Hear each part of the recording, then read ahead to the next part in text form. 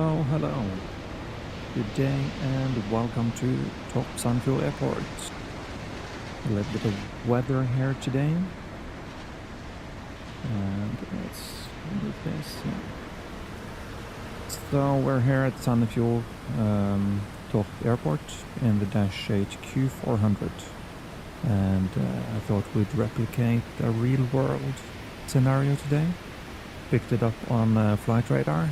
There's a flight called Widerøe 9082 that's supposed to depart right about now, 10 o'clock local time. And that signifies a ferry flight, as far as I know. And yeah, just two pilots most likely picking up the aircraft.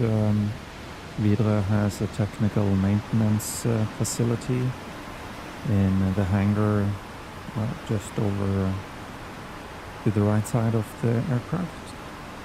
So this has, as far as I can tell, this aircraft came in from Gothenburg, I think, last night. I don't know if it had a snag or just was supposed to go here for some overnight maintenance, but yeah, it's getting ferried over to Bergen, and then it's scheduled to continue up to Ålesund. So I thought we'd just do the same. Plan today is also to use VATSIM. I think they are still online, and try to tune the frequency here and have a look. 1255.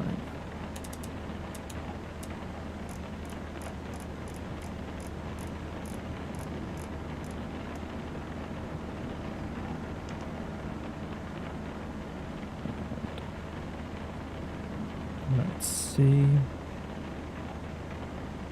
I reinstalled my X-Plane yesterday since there's been so much beta changes, and they recommended that we actually reinstall if you had a lot of mods, to try to run it modless. And I am running some plugins now, but try to reduce things a little bit. I removed my reshade as well, since that caused the sim to crash every time I went to exit it, so not a big problem, but yeah. So nav database, I did update this yesterday, but it seems like it didn't catch. Okay, we'll live with that for now. Yeah, database expired, that's fine. So I filed a flight plan on VATSIM. So we'll pick up our clearance and do the setup, and just go from there.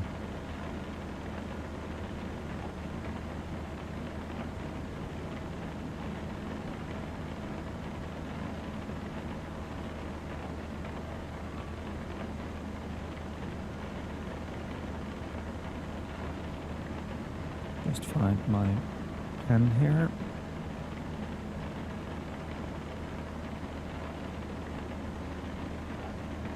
And let me just double check it. Eyes right too, that's fine.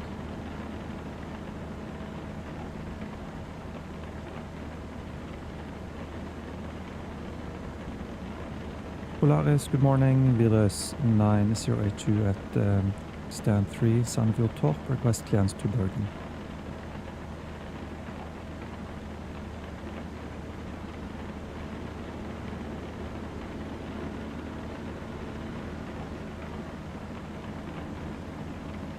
Clear to Bergen Flesland via Bakiv to Golf. Departure 4000 feet, squawk 5104, Widerøe 9082.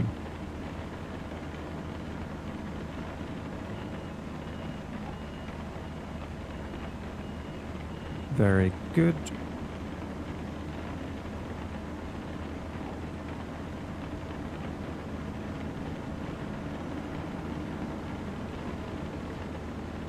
I don't think that sim is being picked up. Let's see.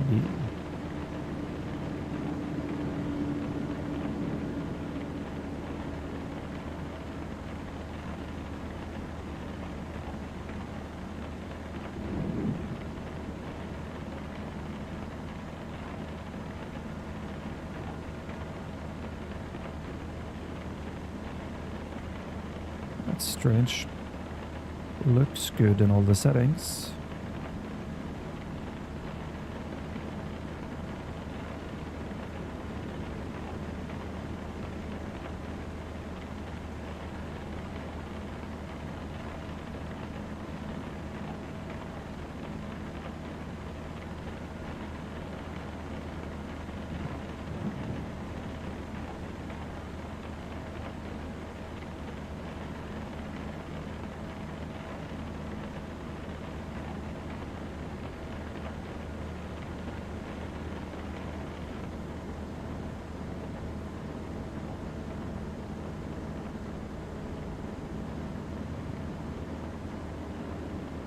Well, that's strange. It's reading in my wavelength, but not on OBS. Okay.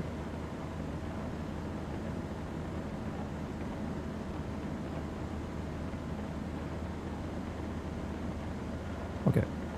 We'll deal with that later. Let's get the setups going. So overhead, we have external power and main bus tie on. All the ice protections off. Lights are off. And just check the engines.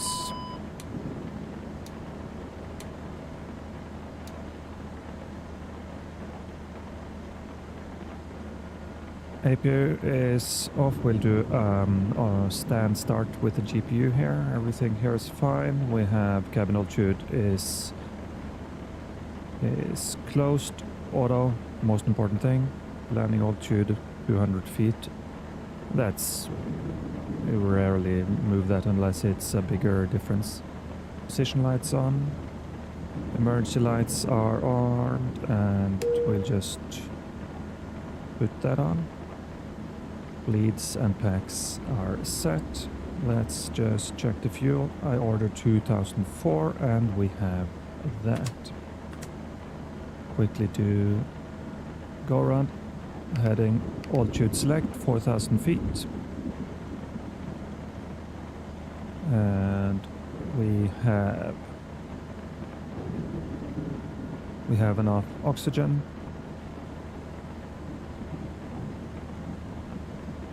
We can set 30, let's see, 85. VOR at Torp.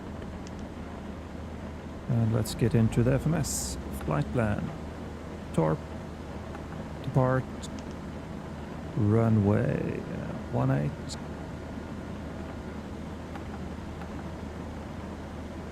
Back if to Golf.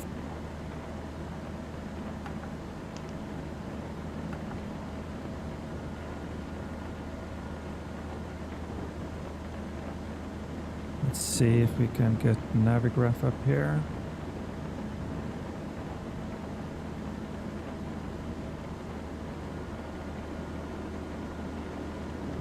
That's the wrong flight.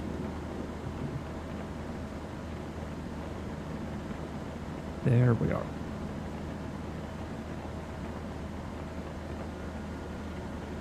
So it's back if to Golf, Pesur, and then expecting Pesur 3 November into 17. So let's just do Echo, November Bravo Romeo, Bergen, and arrive 17. Next, Pesur. And we'll set up for RMP Zulu via Gilva, that's on the east side. Remove the no link. So that's fine.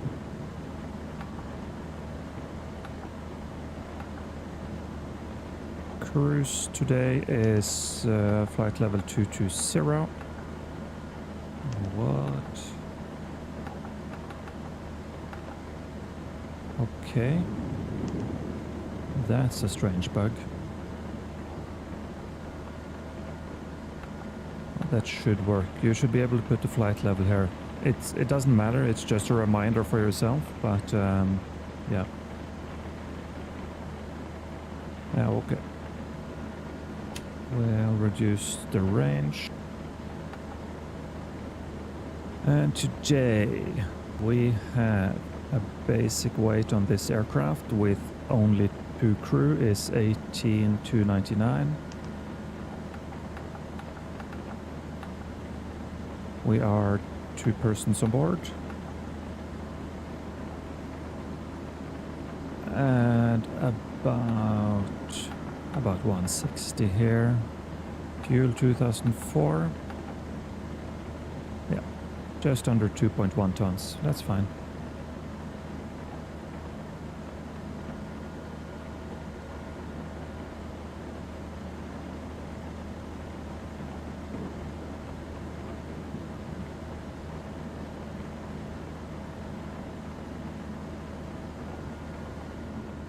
I'm also noticing something strange with X-Pilot. It's not letting me adjust. Maybe this works. Let's see when I talk again. Didn't let me. 1123, contact Sweden control 126.825. It was just an input 1123, error Sweden in control 126.825. Ha det bra. Nordic 42, user for more than it is 142. Very good. Everything's fine here. We're all closed up. And yeah, cross weight is very close to what we have here, so I'm happy with that. Let me just find my checklist. Pre-flight checklist. We have flight deck is checked left and right. Battery switches are 4 on, reading 27.9 volts. Altimeters 908.6, reading 250 feet. Park brake is on. Fuel 2,400 kilos. Seat signs on. Checklist complete.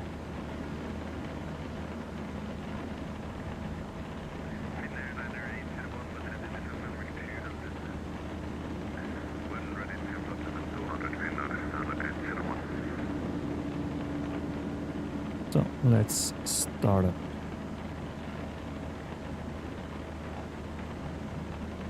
Widerøe 9008 to stand 3, request push and start. Yeah, 9008 to push and start, approve face north, QNH is 986. Push start approved, face north, QNH 986, Widerøe 9082. Okay. Let me just... Ground to cockpit, please show me where you want to go. He wants us like this. Normally at Torp, you just push straight back and turn yourself. So, but we'll follow his instructions today.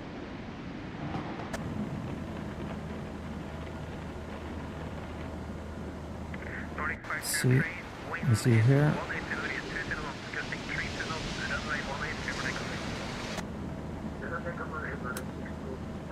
Good. Exterior lights goes to red. Force fuel lights are out. We double check that the hatch is closed and the cover is on.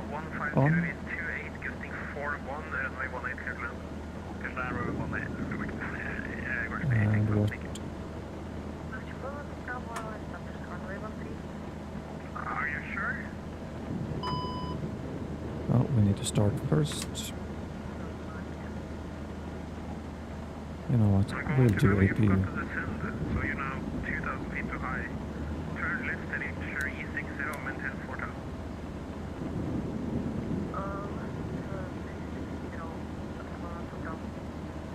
Lots of people out flying in the storm today.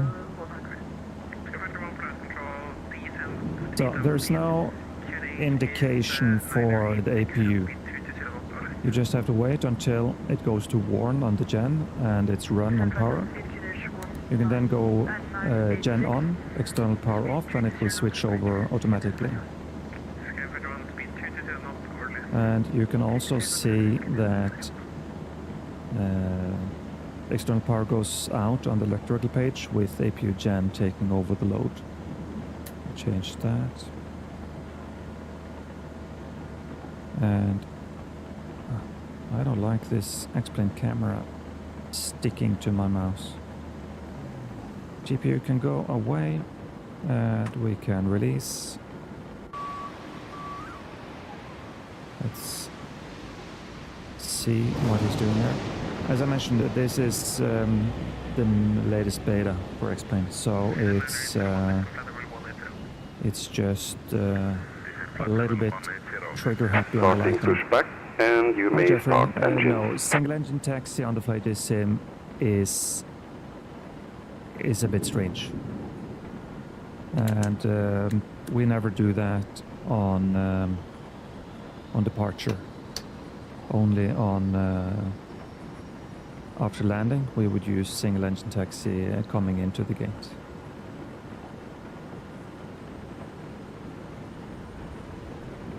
Okay, fuel is introduced. We have oil pressure, ITT is rising, props is spinning. The click of starter cutting out. Something strange with the graphics there. And start number 1.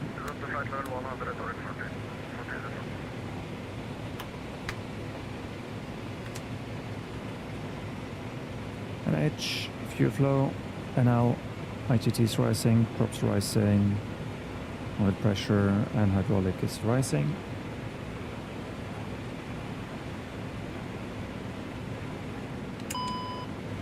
Starter cut.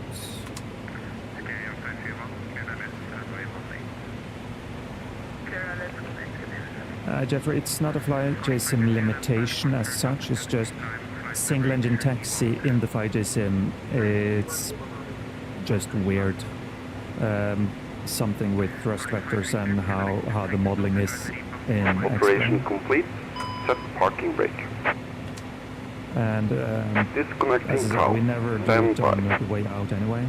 As you can see, the taxi is just over here, so there's no wait.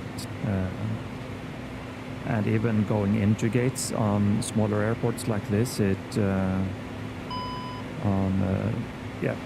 just,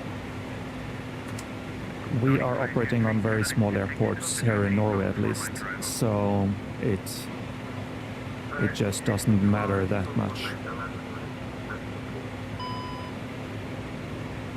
What is it? I think it's just DS pressure. Yeah, it's fluctuating. So let's see how they're disconnecting here. Tow is disconnected and bypass pin has been removed. Hand signal on the right. We'll see you next time. Have a safe flight.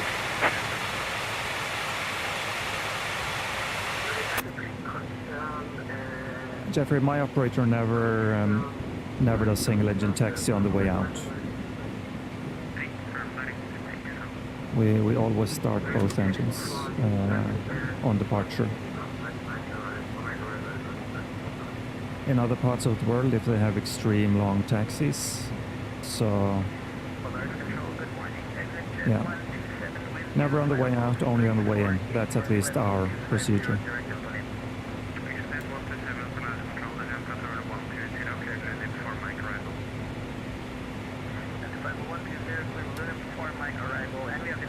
Correct.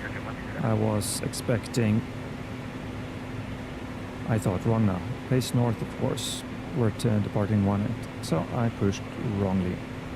Anyways, we can turn around.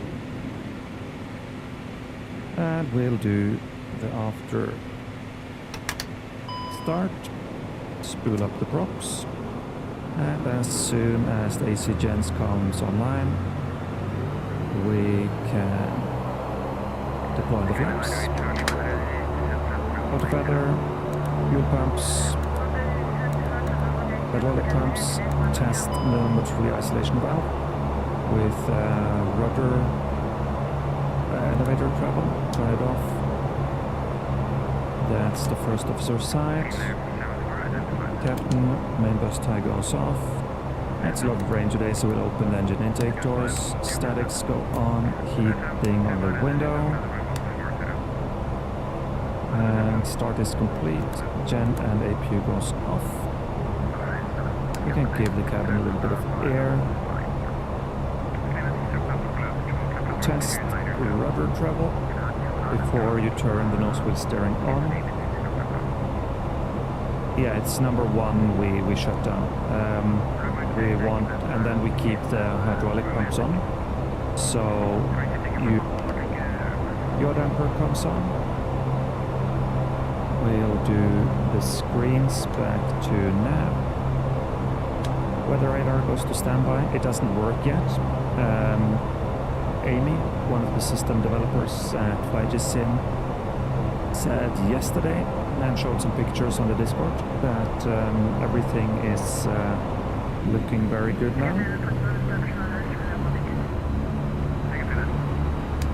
So it's turned us on. That's not ready yet.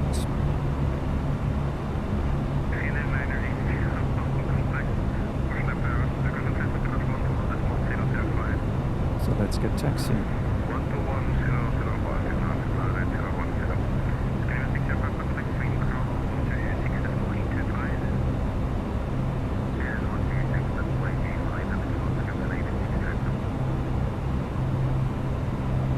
Widerøe 9082, request taxi.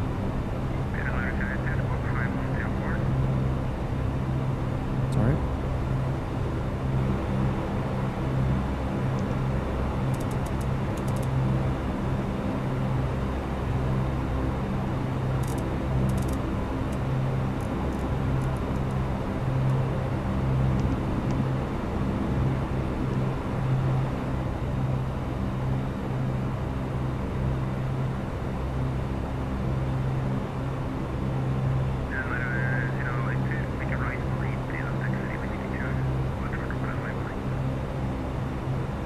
Yeah, sorry about the wrong push there. And Whiskey 2, hold short 18 is 902. Okay, brakes, and let's go clear left and right.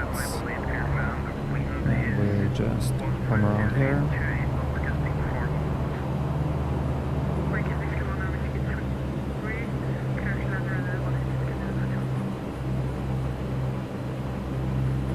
That's my bad.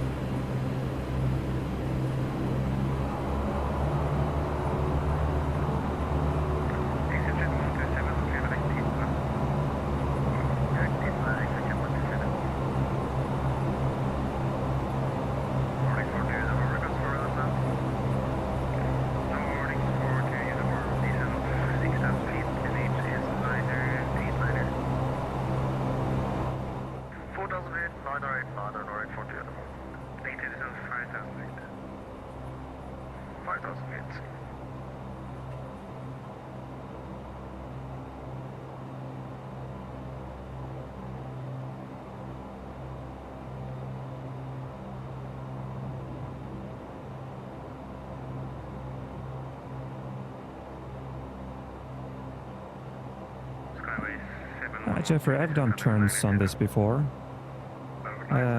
What problems do you have with that?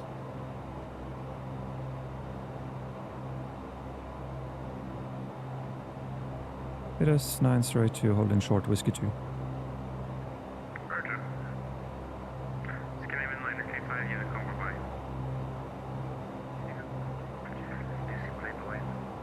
Accepted 127, contact Oslo approach on 120 Is there anyone coming in? Yeah, there is. 120 455, accepted 127, thank you. Scandinavians coming in.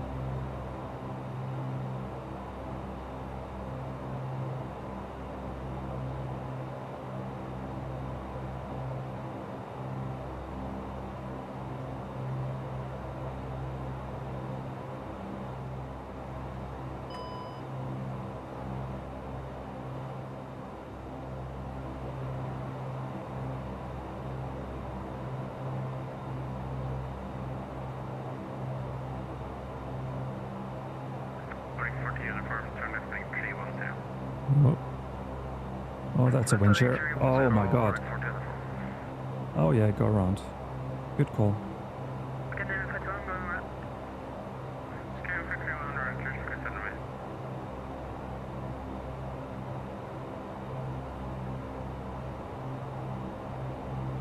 That was a hard landing. So a good call on the go around from Scandinavian there. 34 uniform, descent. Yeah, I know.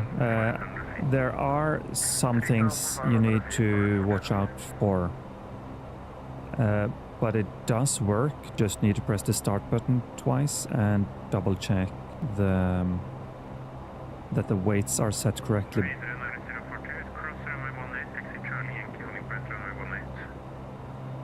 Cross runway 18, Charlie Yankee to hold in 18, Vidas 902. Okay, let's cross. Strobes, lights, park brake off.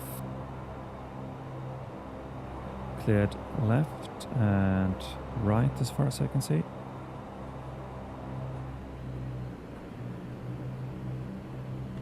Uniform, report indicator speed. Indicated 220 knots.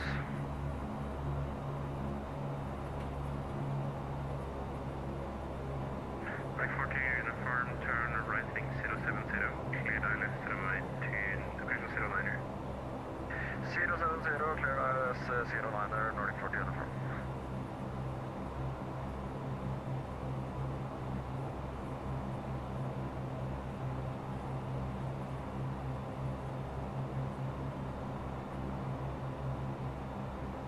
There is something strange with turning today. I think it's ground handling with the winds. It's well, it works. Just need to help it with the brakes a little bit.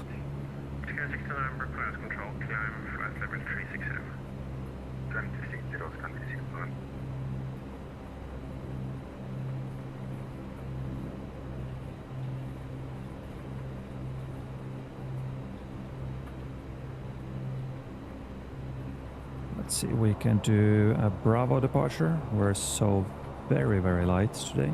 Screamer 531, turn right heading 300, climb 5,000 feet. Turn right heading 300, climb 5,000 feet, continue. Sky 112, finish out the construction. Sky 5112. Check to descent to final, clear visual approach, runway 07, QNH is 997. Restrict to descent to final, clear visual approach, runway 07 and second QNH. QNH 997. QNH 997, Oh yeah. Well, we have max 30 knots, and yeah, we'll do that.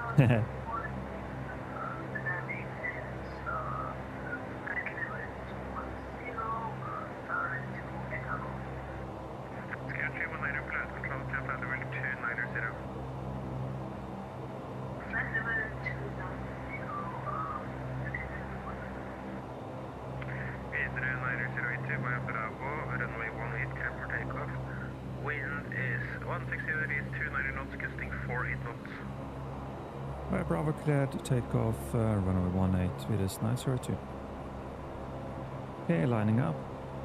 We have, let's set the speeds again. They disappear after startup for some reason. Another bug.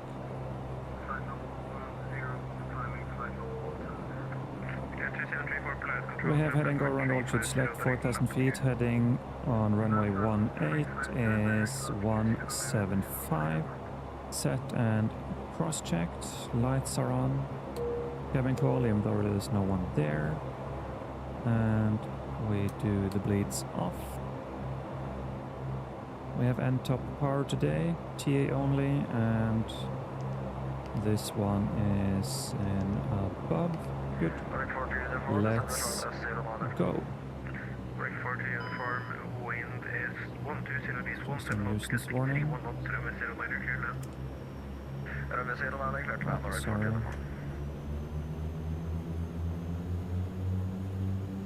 Set power, power set, 80 knots. V1 rotate. Positive rate, gear up.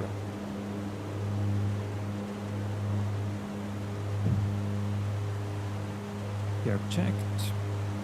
Select LM. LM selected, 400 feet, flaps 0.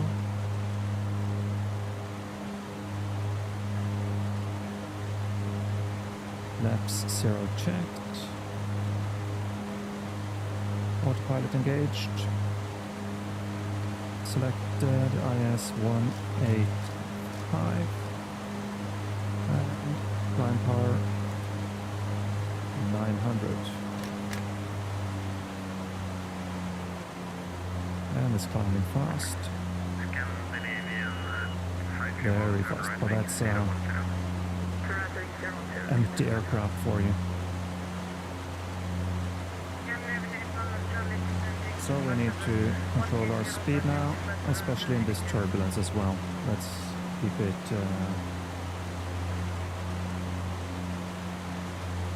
I'll get right back to you.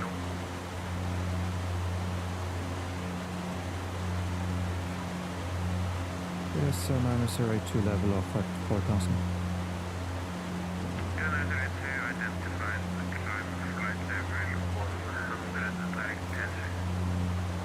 Throttle 100 RPS over this 902.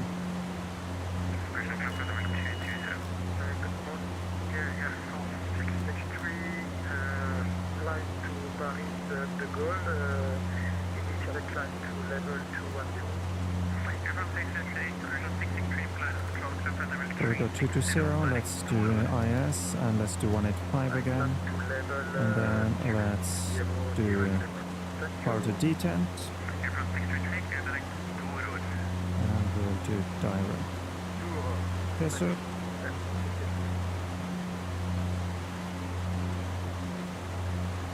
And with those 902, just we're confirming 220 as final.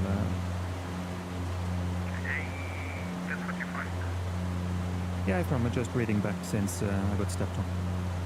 No worries. Yeah, I heard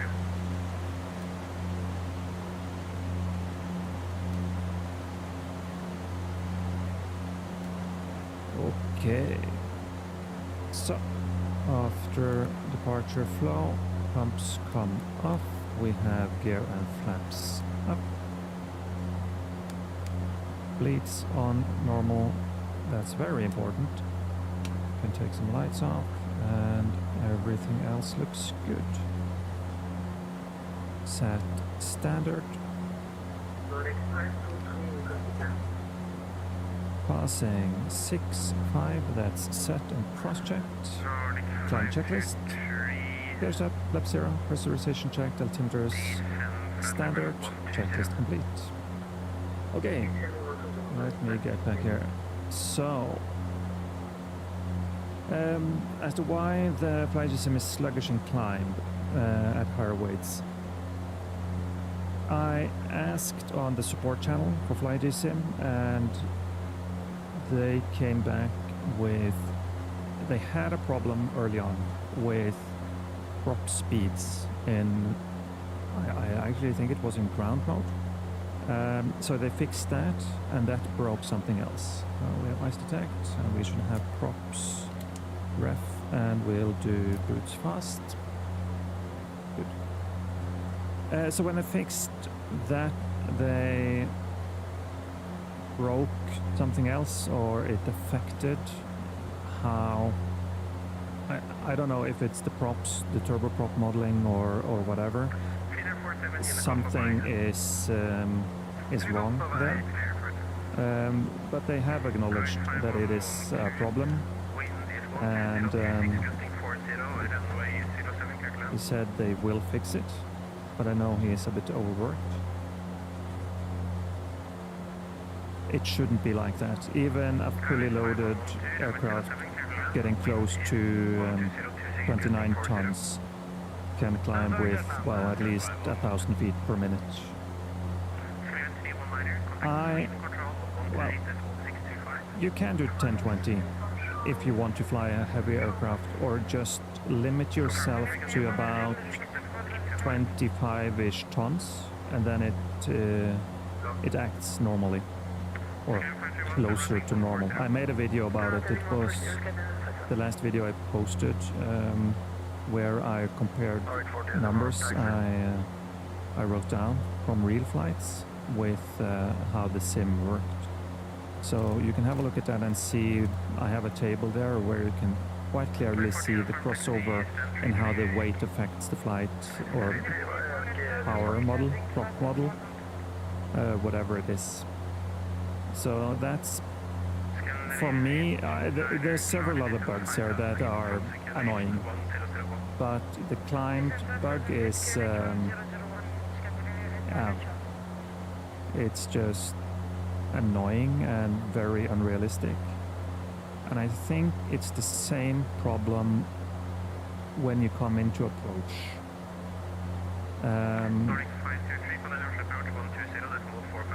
During the approach, the FlyGSim feels a little bit sluggish on the power controls. It shouldn't be like that. You should have very fine granular control over how you control the speed. It's both that you can control speed, but also lift over the wings behind the propellers just by controlling how the pitch changes when you move the power levers. That's how you can get good landings in the Dash 8, for example. Just be on the edge of where you can feel the props affecting the lift, and you can very easily adjust how you settle the aircraft onto the runway. The Majestic didn't have this problem. If anything, it might be that the Majestic was maybe a little bit overpowered, but at least the feeling of the Majestic was better in that regard.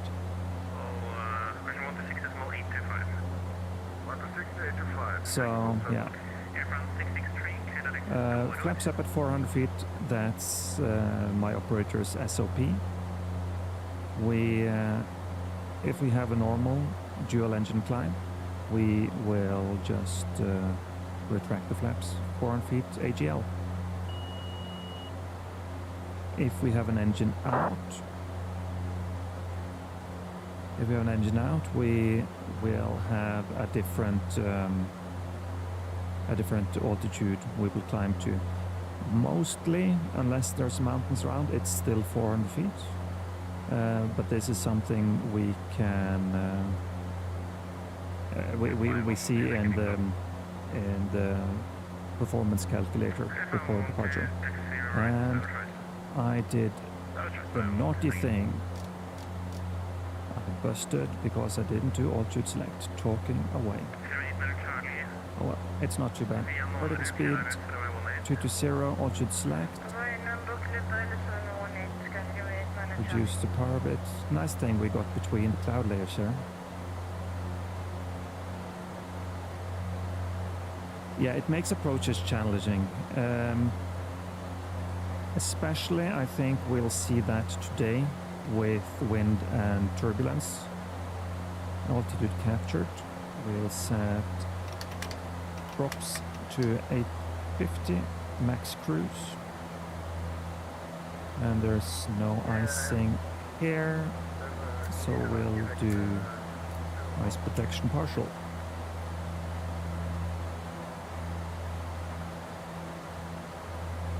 I feel on the approaches that the aircraft is always, it feels heavy, heavier than it should be.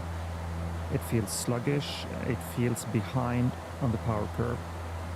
I did a test sector from Bergen to Stavanger yesterday, just when Storm Amy hit us well. And,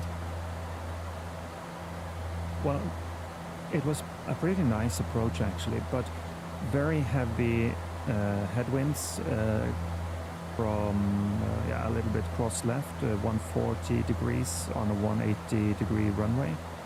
And it's harder to keep the aircraft what I call balanced, not speeding up, not slowing down. it's very easy to get behind on the power curve, and it feels like it wants to pitch up and just drag itself in. It feels heavy. It shouldn't.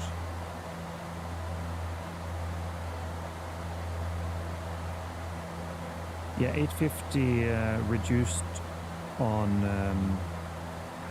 approach is even worse. And it is that in real life as well. You would never do that on a gusty day, or if it's wind shear reported, it's mandatory to use 1020.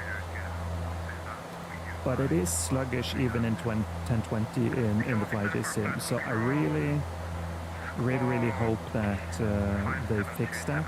But it seems, I'll just have a look at the Discord here and see what he said. Let me see. Q4 direct Gilva, Widerøe 902.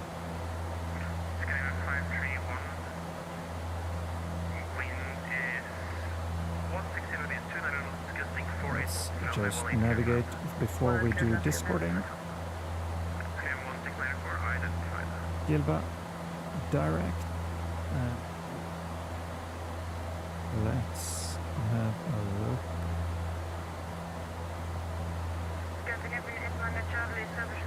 Have a graph.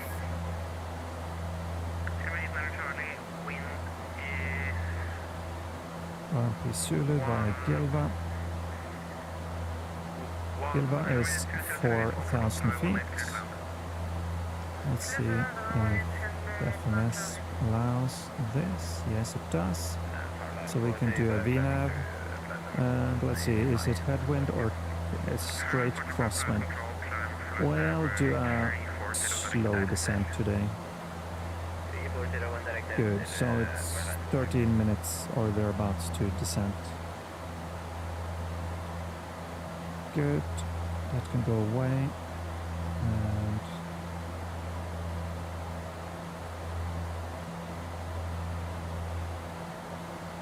Apollonis Widerøe 902, just for information, we're setting up RMP Zulu at Flesland.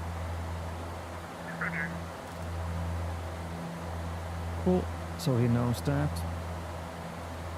And yeah, Discord.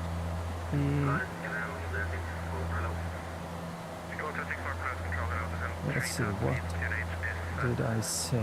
What did he say?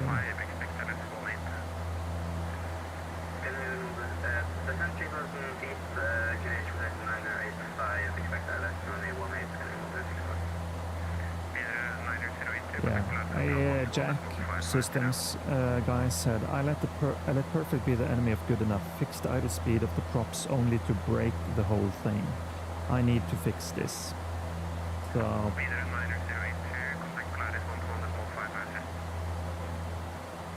11550, Widerøe 902.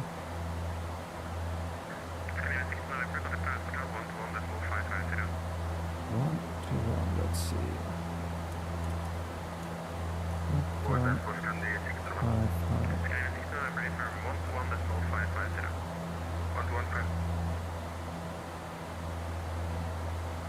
Polaris, good morning, Widerøe 9082, flag over 220, inbound Gilva.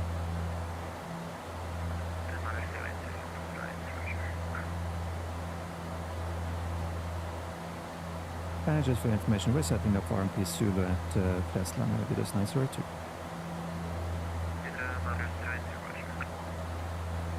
Cool.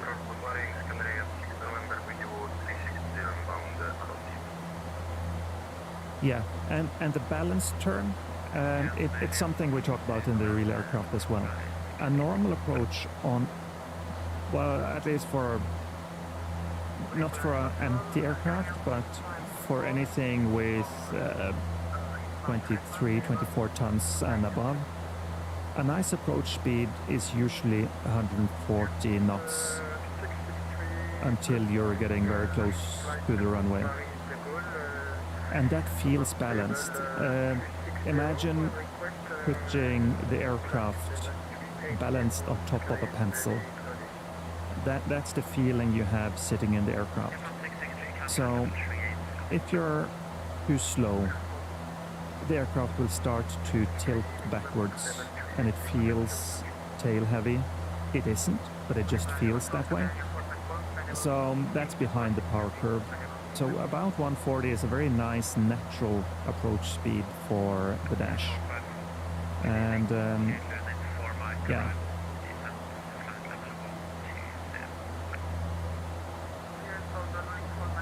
Yeah, it's a very good aircraft, and the FMS is very good as well. There are a few bugs, but Amy is working very hard. Right now it's on the weather radar and it is looking very good.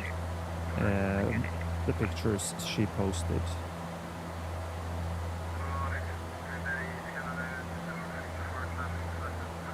Yeah, Jeffrey, I just avoid sluggish climbs now. I'm going maximum 26 tons, 25, 26, because then it feels more realistic to me. So that's one way to fix it. The other way, as you say, is to use 1020 as well.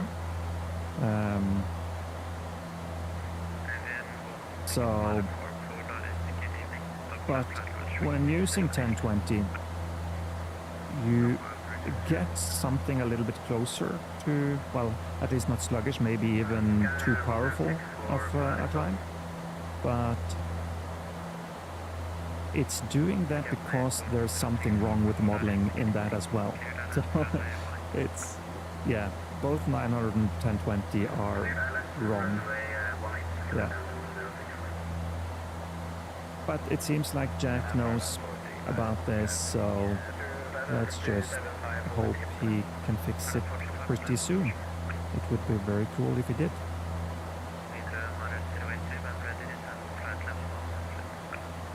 When ready, descend flight level 100, Widerøe 902. So when ready, 100.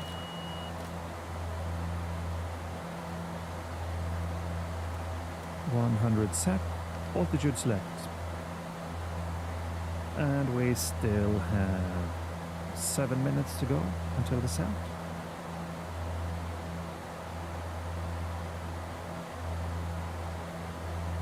No, 250 and 270 max, that's due to oxygen in the cabin. As far as I know, there are no operating Dash 8s with drop-down oxygen masks in the cabin. It was an option. I'm not sure if any aircraft outside of certification was built with it. But over 250 you need passenger oxygen masks. And it's just heavier and more expensive both to build and maintain, so no one bothered. So we're flying 250 max in all our dashes. And as far as I know, everyone around the world does the same. And it has nothing to do with next gen. Next gen is other things. It's well, it's at least some cabin layouts. You have bigger overhead bins. That's one of the easiest ways to see. Otherwise, the aircrafts are just the same. We have a couple of the first gen, and the rest is next gen. And well, other than it's an older aircraft, you don't notice anything at all. So, yeah, top of descent is on the screen.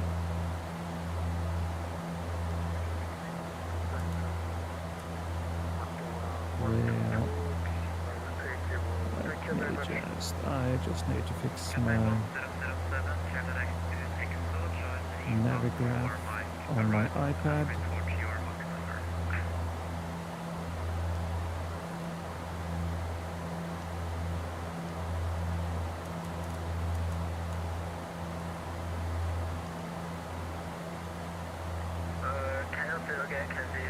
So, about 85 miles left to Flesland.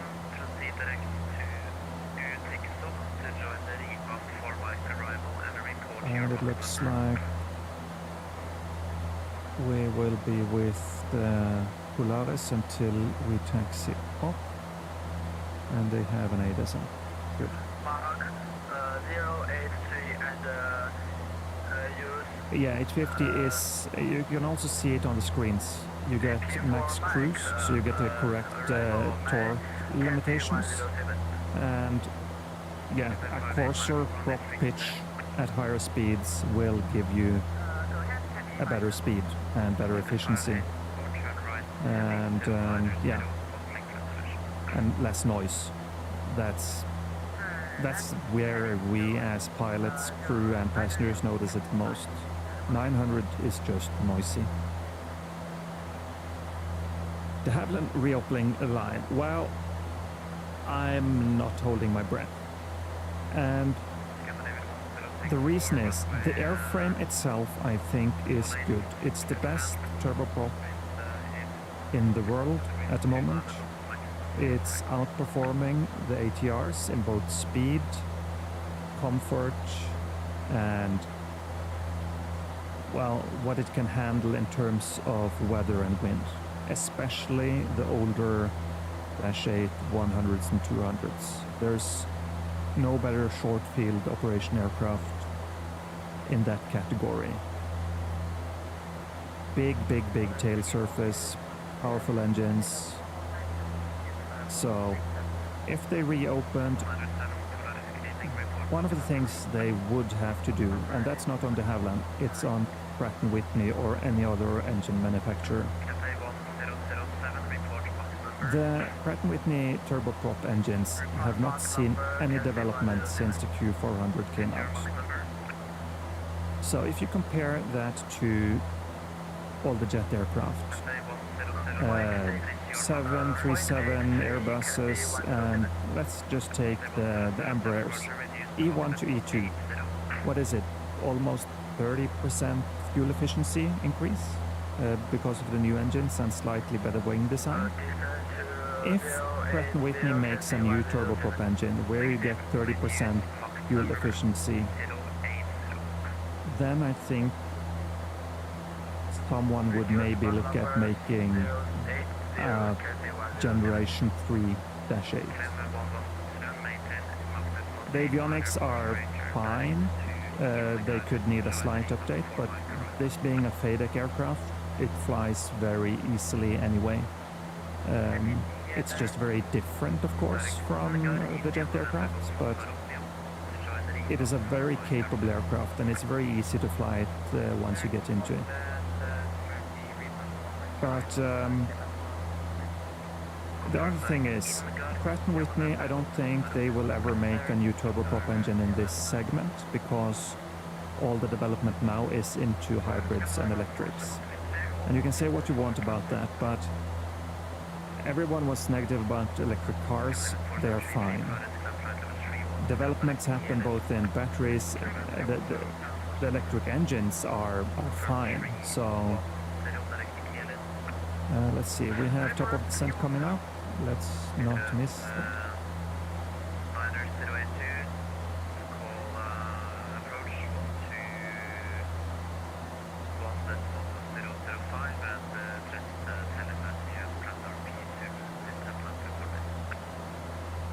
Copied, approach 121.005 and Wilco Virus 902. So approach is online. And tower now, cool. And yeah, I'll just start the descent slightly. Vertical speed 500 and VNAV arm. That gives us a very nice transition.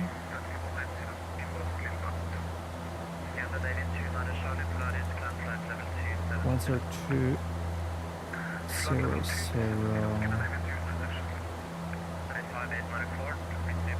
Five, and after that,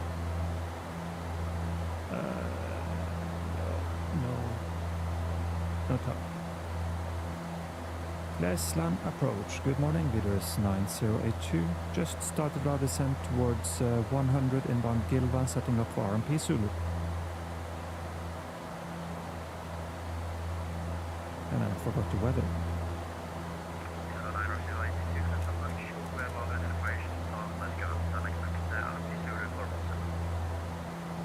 Yeah, just picking up Papa, and thank you. It is nice to meet you.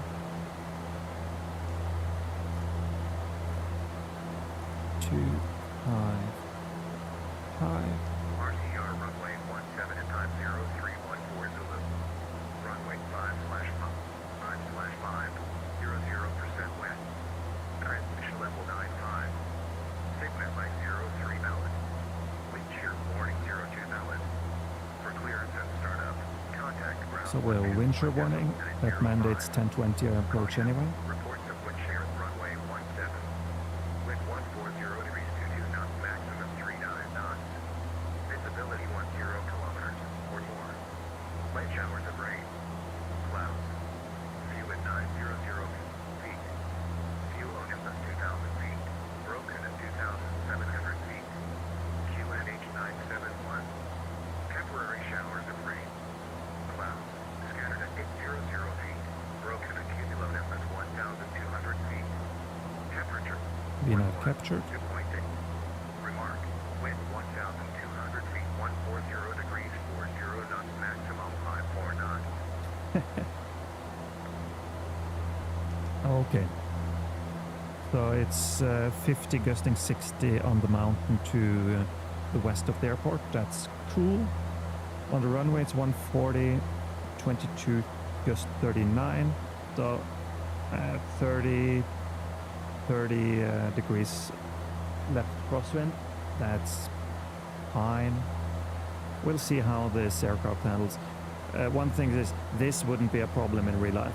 In the sim, the way turbulence and crosswind is handled, it's not always the best. I tried the E-jets from X-Craft, and it was impossible to keep enough crosswind correction on a 30-knot crosswind yesterday. So, well, yeah, it's not perfect.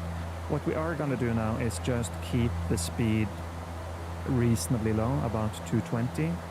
We need to be below 240 anyway when we reach 8,000, 500, 600 feet. But it's also due to turbulence penetration speed. That's about 190. So as soon as we get into the clouds, we'll do ice protection and yeah. And we'll just keep the speed low. We are straight inbound Gilva anyway. We'll do the approach brief in a minute.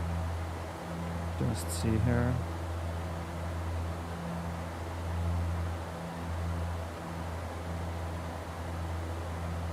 Well, E-jets and A220s are more efficient. They, at least E-jets with the 175s, cover the same passenger number group. And the 190s and 95s are a very nice cross-section between the bigger A320s, 737s, and down to the ATRs. So between the 50-seaters, 50-60 seaters up to the 180 seaters, if you can come in with about 110 seats, but you have the range, the speed, and the comfort of, let's say, an E2, and the E2 can operate on the same airfields as the Q400, then what's the point of making Q400s if you have lower fuel cost per seat mile on an E2 in most cases? And especially if you can combine 175s and 195s to really make sure that you're flying routes with the most efficient and the most capacity maximized aircraft. That's, I think that's a very big reason. But it's very interesting to see the hybrid electric turboprop replacements being developed in Sweden and around the world. I think the next 5 to 10 years, when they start test flying, that's going to be very, very interesting. I don't think you need a huge amount of hybrid capacity before the economy starts being very good, as long as you can keep the battery weights down. That's the big problem, right? You're dragging around extra weight that you're never, well, the fuel goes away, right? Batteries always stay there. So that's a little bit of an issue, but yeah.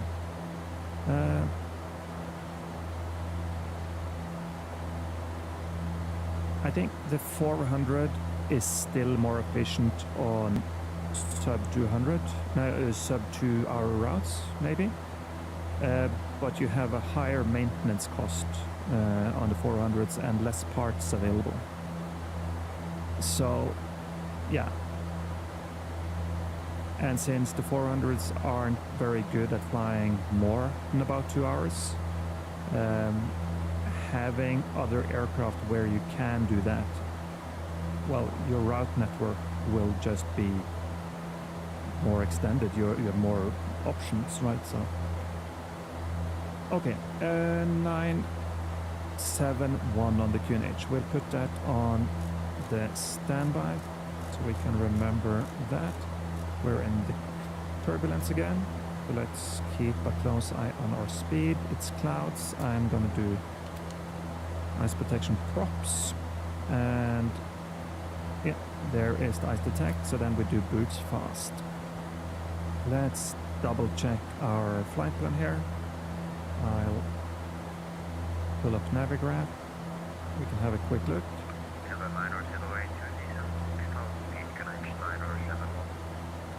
6,000 feet, 971 with us 902.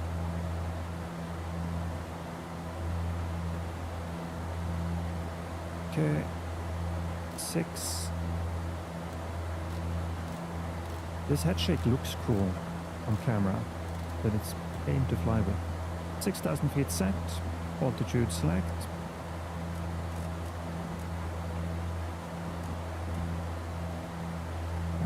Come on.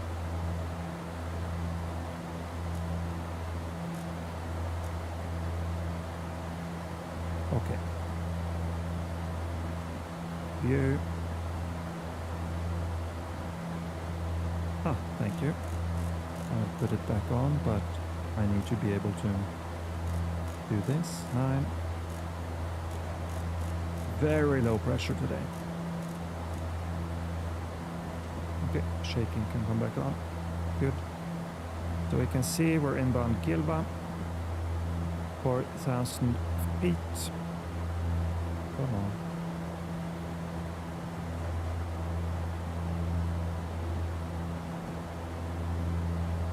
Gilva 4,000, max 220. Bablu max 200 at 3,000 feet. We're going a little bit over, that's fine. Final approach fix is Advev at 2004. We have that there. And missed approach, straight ahead, Unsil, 3,000 feet, holding expect vectors. Check the speed. Good. And minima is Americat Charlie, 421. We'll set MDA. Sorry, I can't hit this. 421, so that's going to be 430 is the closest we can get. MSA 5005 over the mountains to the east. So that's fine, and when we get on ground, we're landing 17, so we'll taxi off Alpha 7 and into one of the gates on the central apron. That's all right. And we're alone in the aircraft. We can put lights on. Taxi light we use in my operator as a memory item for landing clearance or takeoff clearance. Everything else looks good. Seatbelts are fastened. Approach checklist. Briefing is complete. We'll update the speeds. So BREF will be 108 and altimeter is 971. Checklist complete. Watch the speeds.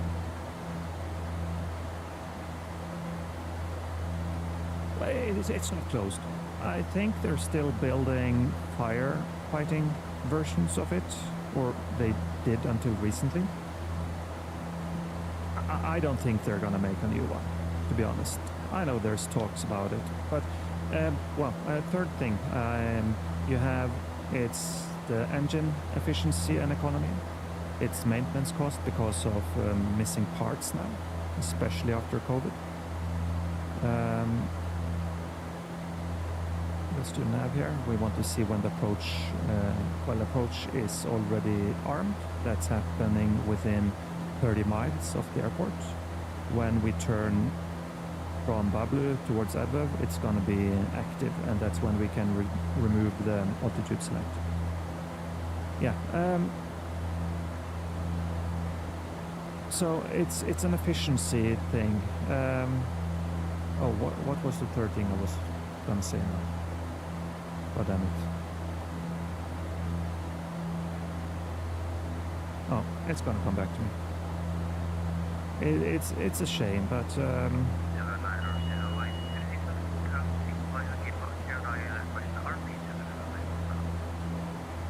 Descend 4,000 feet via Gilva, clear on Zulu 17 degrees 902. So 4,000 feet is set, altitude select.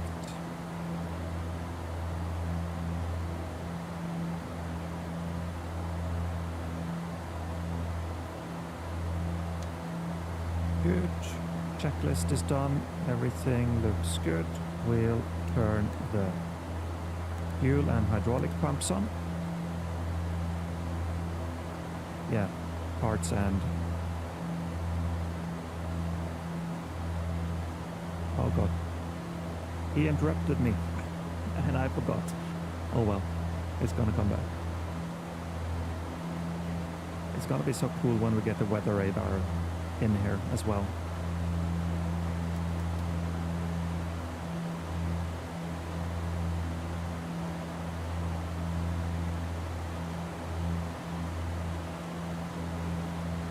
So it's going to be a flap 15 arrival with condition levels max.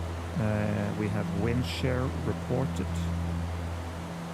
forecast and reported, so really need to take that serious.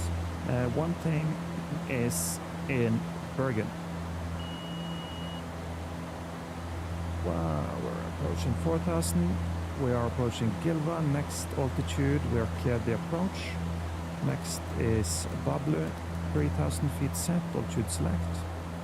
We're now allowed to set the altitudes that are depicted on the approach chart when we're cleared the approach.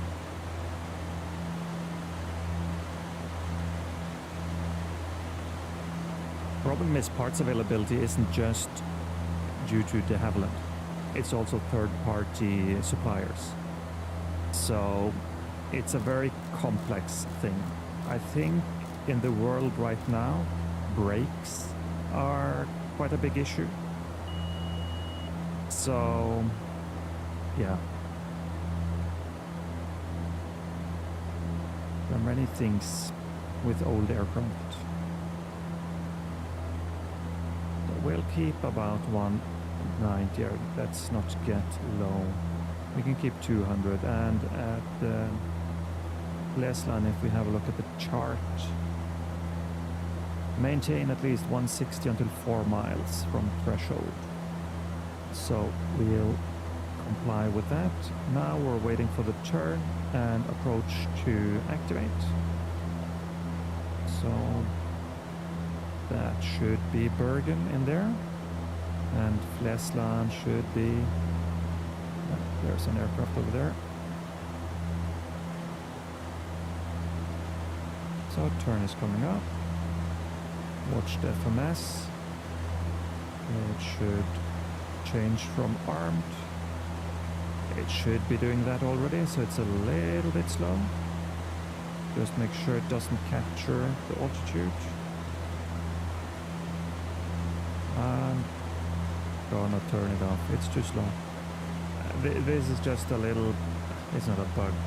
I can single click the altitude select to turn it off. That's supposed to be a long click. So here comes the scale change, meaning it goes to active. Some aircraft also have another light bar here with approach type LPV.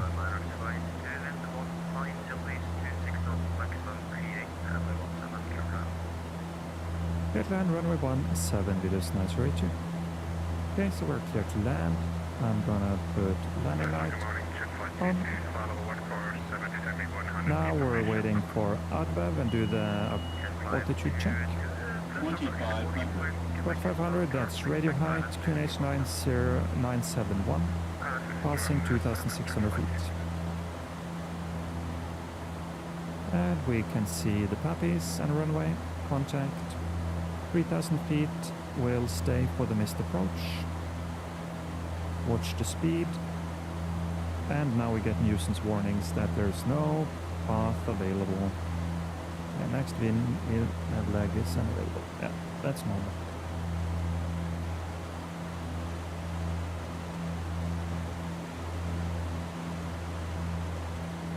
So we passed ADVEV 24, final approach fix, altitude checked.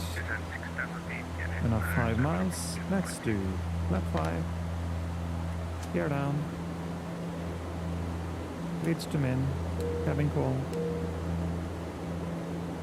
We are out of icing, so ice protection partial, so we don't have the increased ref speed. That's bad, unless you're calculating for it. And we're below 172, flaps 15, condition level is max.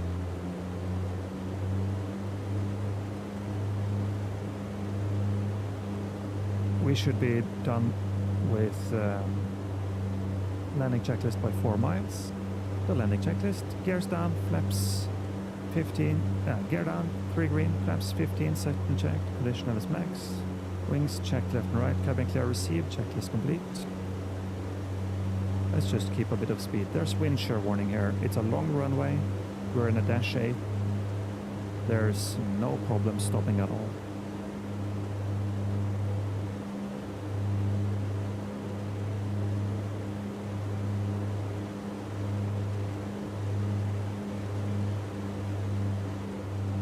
So the usual thing is we have a VREF now of 108.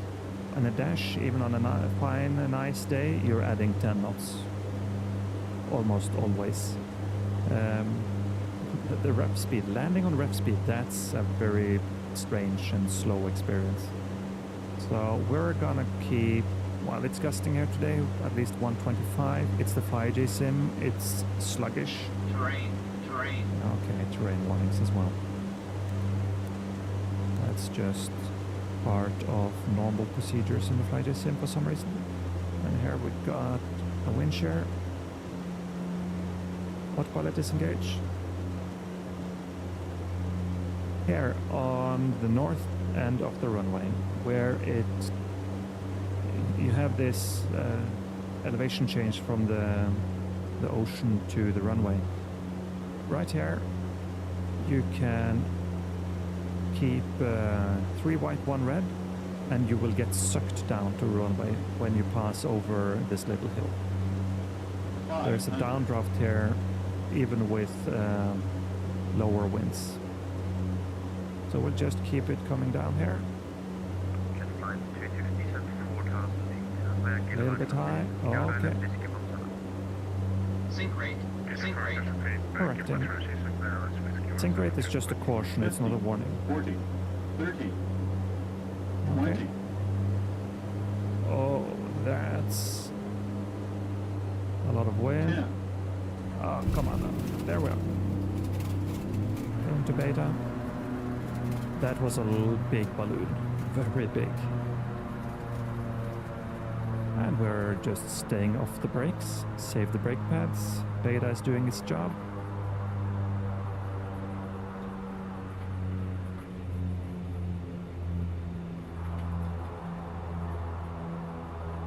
Very nice. Kept it on the center line even. You can do Alpha 6 as well. 60 knots, control lock zone.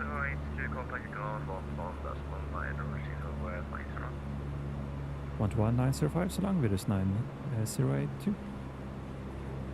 Good, we'll just go over here, do the after landing flow and contact ground.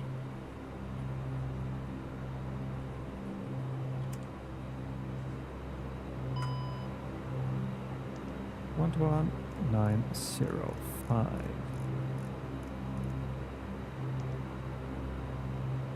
Ground, hello, Vidas 902 Alpha 6.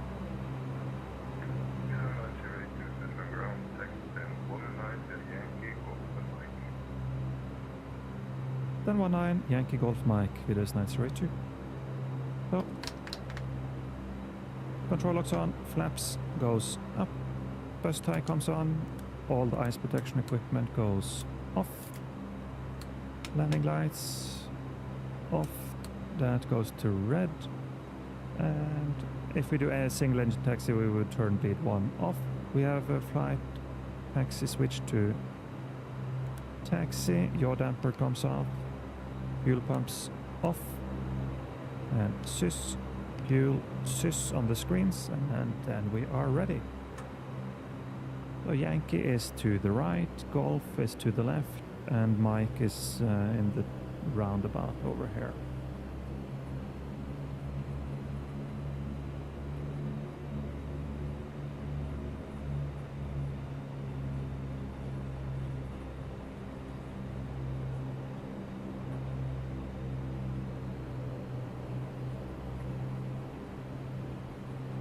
What control locks on is to, it's gust locks.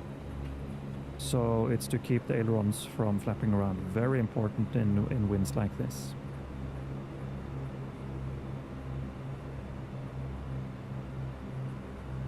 Mike to the left here.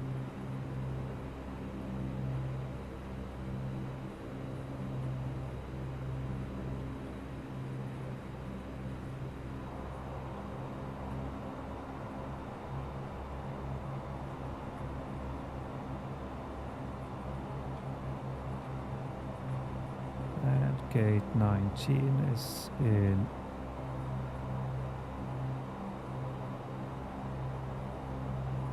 here.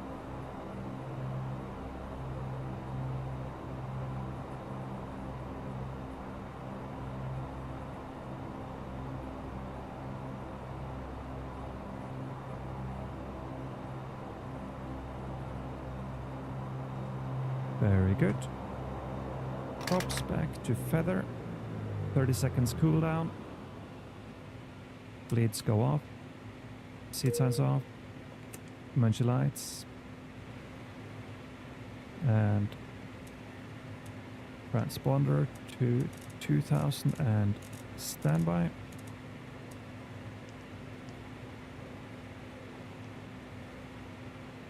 Very good. And hydraulic pumps go off. And then we can shut down.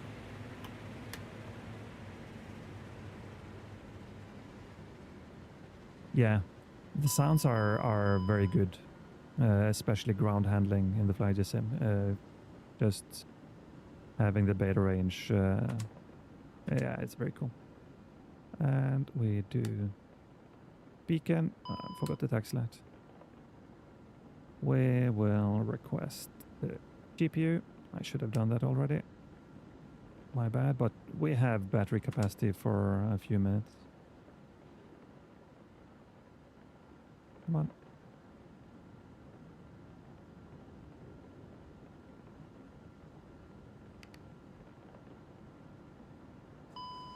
There it is. And we have excellent power. Good, good, good.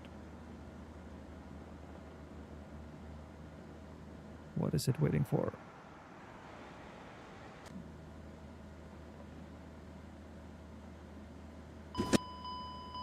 We'll open the door, open the cargo. And we were filed for 44 minutes. We used 43, 500 kilos of fuel. So we have almost 2,000 left. That's cool. And what we would do now, coming in, it's usually a 25, 30 minutes turnaround time. So first officer just writes down all the numbers they need from the FMS into the EFB, and then we start setting up again. So you can straight away just go to go around, heading, altitude select.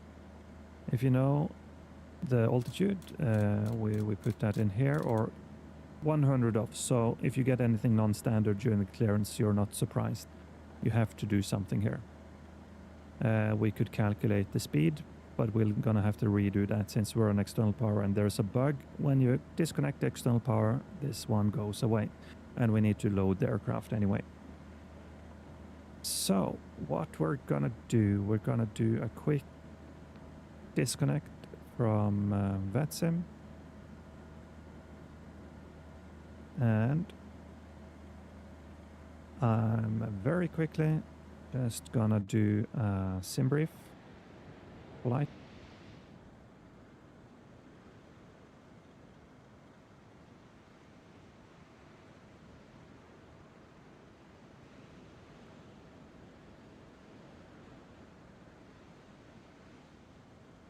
So it's gonna be Bergen to Ålesund on a -8. I'm gonna find a real flight number. Actually, I have it on my iPad as well. Let's see. The next flight is 454. And it is 454.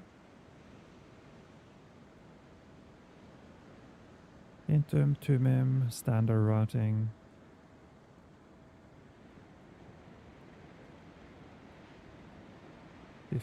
Oh, that's too long. Let's aim to depart in... I'll put it as 45 in case anything happens. Generate.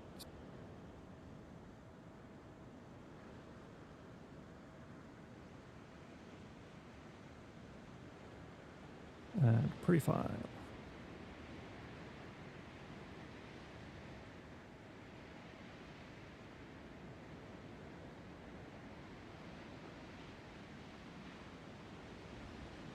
That looks good.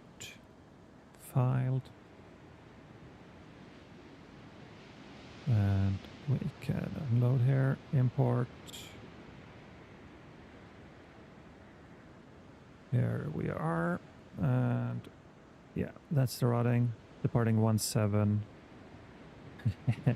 26 knots crosswind. Well, it's well within our limits. What is it? 34 or 36? Well, it's a long time since I've been at max crosswind now. But the wind is 130, 28, gusting 40. 968. So yeah, there's some weather up there. Let's turn on VetSim here. So Intum 2 Charlie departure. It's just a straight out left turn. Intum 2 MIM, and then for 2 MIM 5 Quebec arrival. Straight in. It's a very short, nice, easy route. With winds coming from, well, 130, it's coming over the mountains. This is a bumpy day at Ålesund and everything else up here. Winds coming from west, northwest, whatever, over the oceans. Very fine, very nice. So, yeah.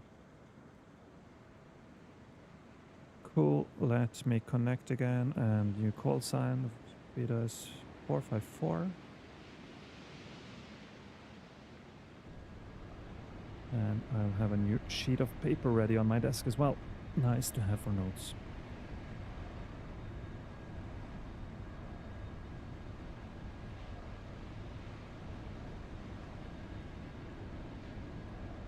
Yeah, SimBrief is very good for times.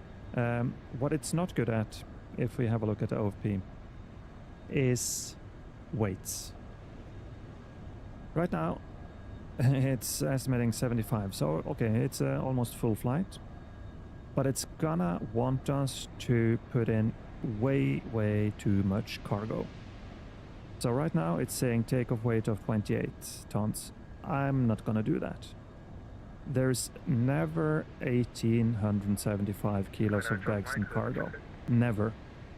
Max I've seen is just over 1,000 kilos, and that's on Christmas holiday families traveling. 1800 kilos is no, never. Using the forward cargo hold is very rare, and both FlyDSim and SimBrief loves to fill the cargo holds. It just doesn't happen, at least in our operations. 1,000 is a lot. More reasonable is 300 to 600-ish range. But I don't want to fly a heavy aircraft in the FlyDSim anyway. So what we're gonna do, let's say about there, 0 in the forward, and I want a little more fuel. So about 2.6, that is fine. So just over 2.5, 25 tons. This is, well, it's even a lot of cargo. But let's say we have a crate of something parts going as well. That can happen. You get a pallet of engine parts or whatever for oil industry or fishing or, yeah. People pay to send cargo. We'll do this. Yeah, it's about that. It doesn't really matter. Confirm, start loading. And now I just want to see. So this number I want to check when the loading is complete. I've seen this not updating when you are doing turnarounds. So let's see what happens there. We will go into flight plan, menu, and delete.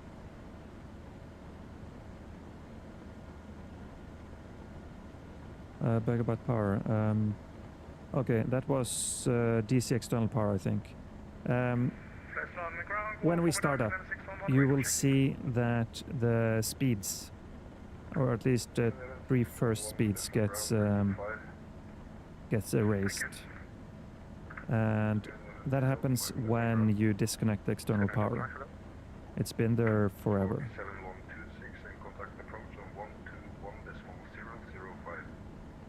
So I'm just gonna take 5 minutes and get myself a cup of coffee. Oh, another aircraft. While we're loading. So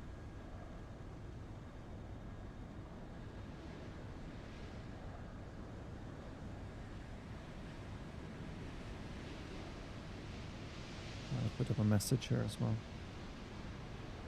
So we are boarding.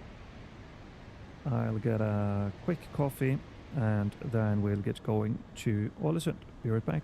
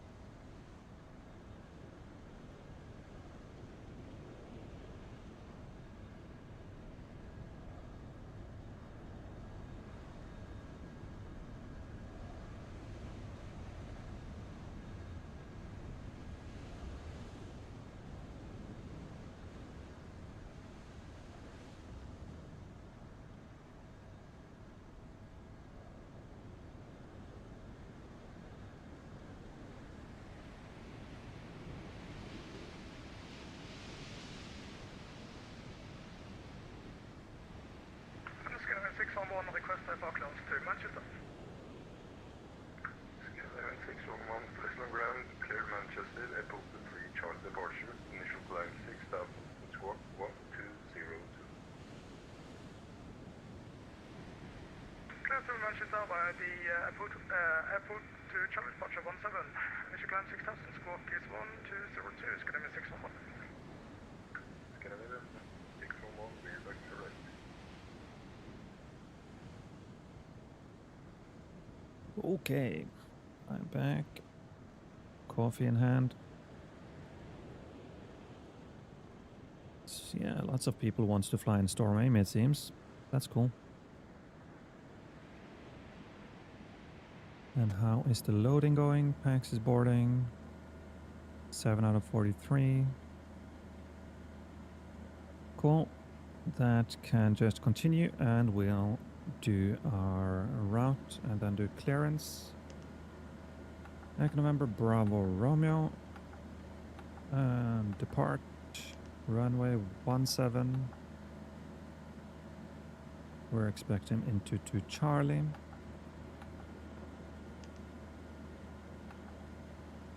And we'll go to Echo November Alpha Lima.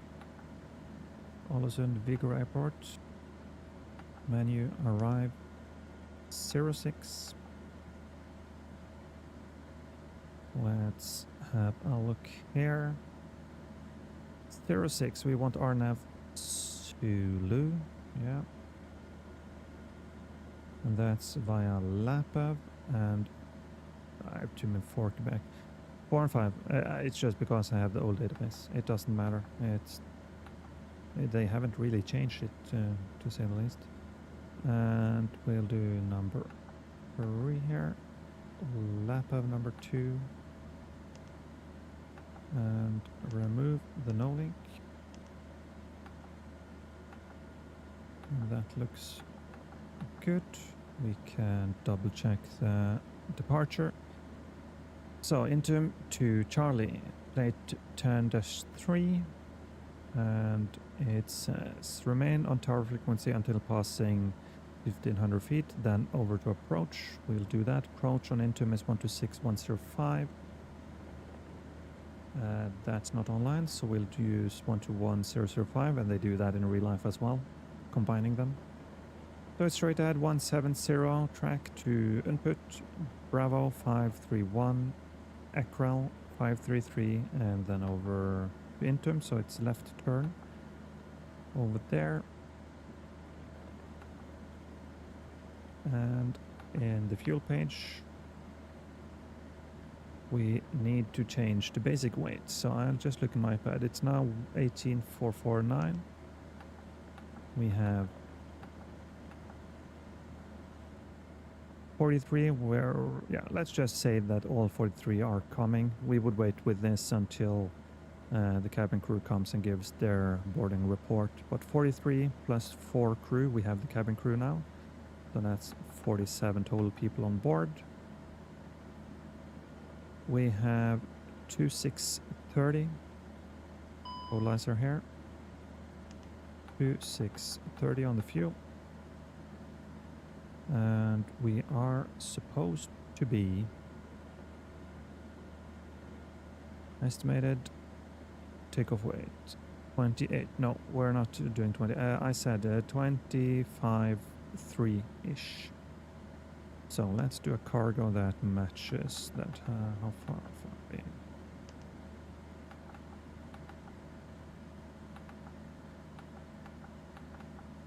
So the cargo number here, the way we do it, at least on my operator, we have 0 passenger weight.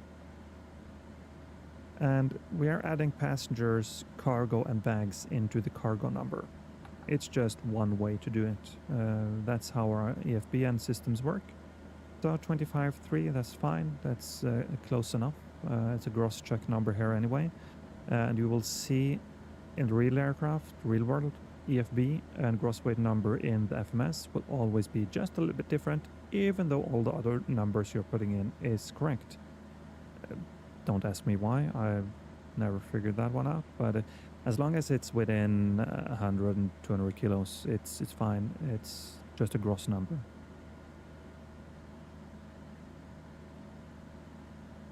Yeah, no worries, Jeffrey. I really hope that FlyGSim does the updates to it. A few bug fixes and fix the power feeling on the pitch of the props. It's gonna be a super aircraft. Handling wise, that's the biggest thing.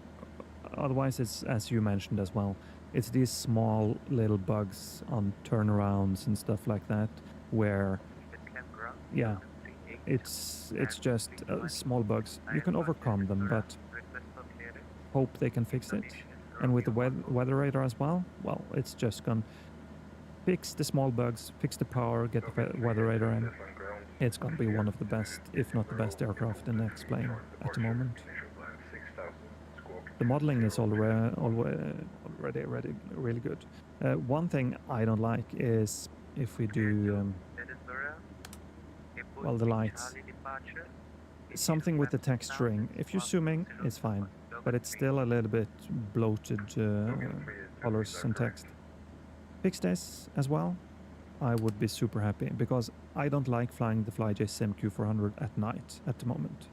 The cockpit doesn't look right. It's hard to read. Yeah, it's just a lighting problem. I think it's a change. I explained it a few versions back. I know X-Crafts did a dynamic lighting update to their Embraers. As far as I know, FlyGSim didn't do anything. So, yeah, fix it, please. Please fix it. Packs on board 43. We're just waiting for the last bags. Looks like they are getting close. So, let's listen to the ATIS. Runway 17 at time 0314 Zulu. Runway 5/5. 100% wet. Transition level 95. Signet Mike 03 valid. Wind shear warning 02 valid. For en route clearance request via data link or contact ground 121.905. Caution, reports of wind shear at runway 17. Wind 140 degree knots, maximum 35 knots. Visibility 7 kilometers. Showers of rain. Clouds, scattered at 2,000 feet, broken at 3,000 feet.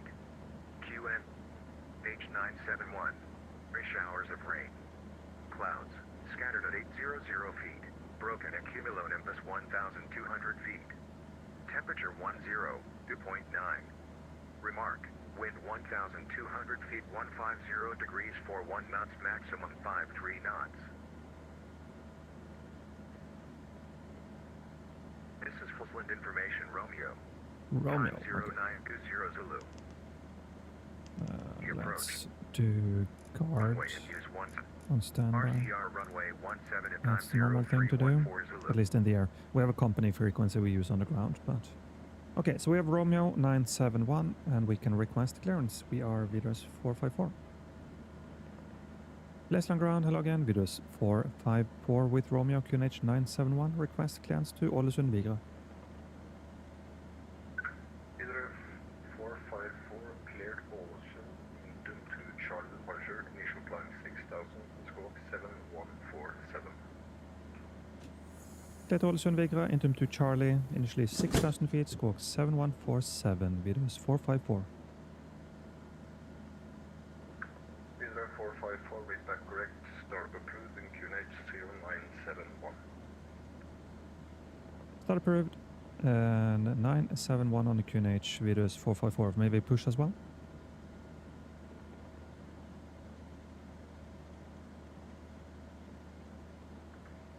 Yeah, do you want to push?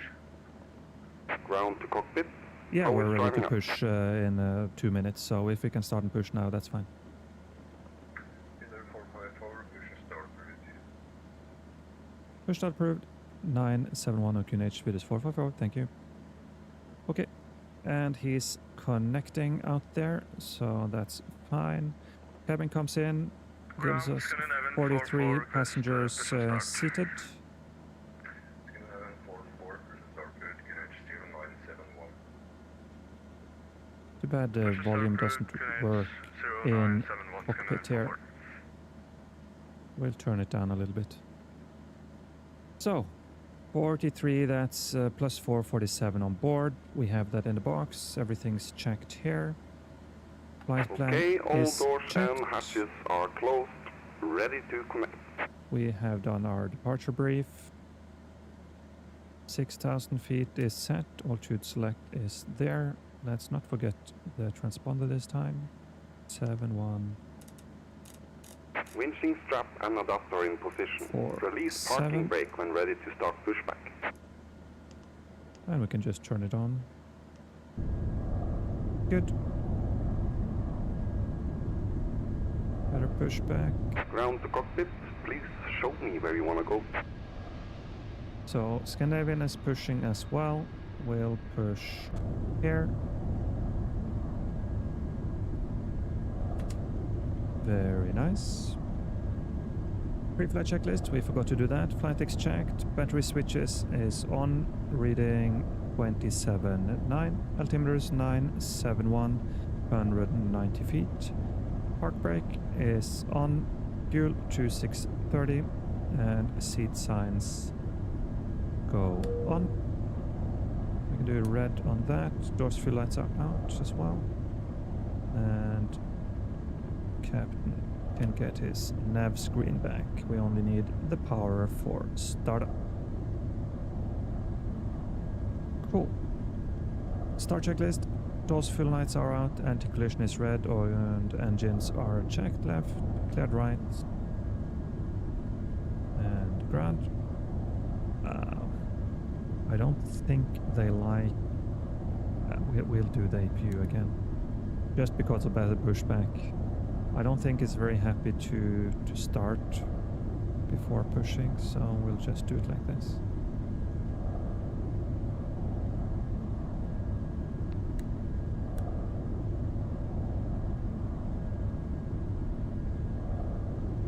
It's more time efficient anyway. Should have started it a little bit before, but only takes a minute.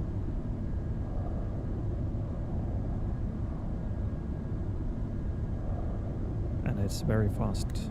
Quick starting up. Generator on, external power off. Disconnect GPU, that's gone. We can start pushing. Brakes released, start push.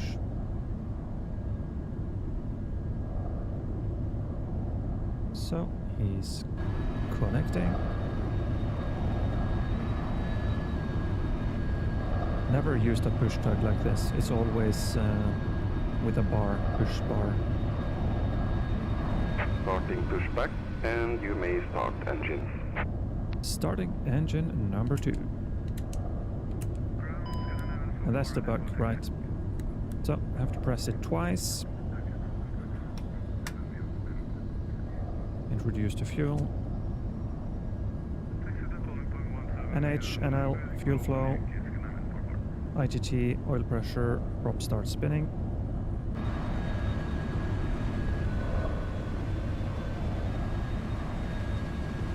So many people flying from Bergen today. Cool.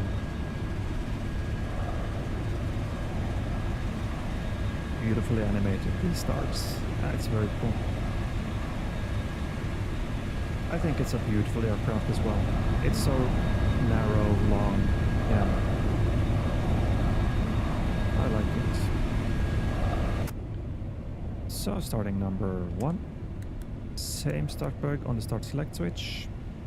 But that's fine, we'll live with that for today. Introduce the fuel. NH, fuel flow, NL, ITT, Operation oil complete. pressure, and Set parking hydraulics. brake. Park brake set, you may disconnect. Have a nice day. Disconnecting cow. Stand by.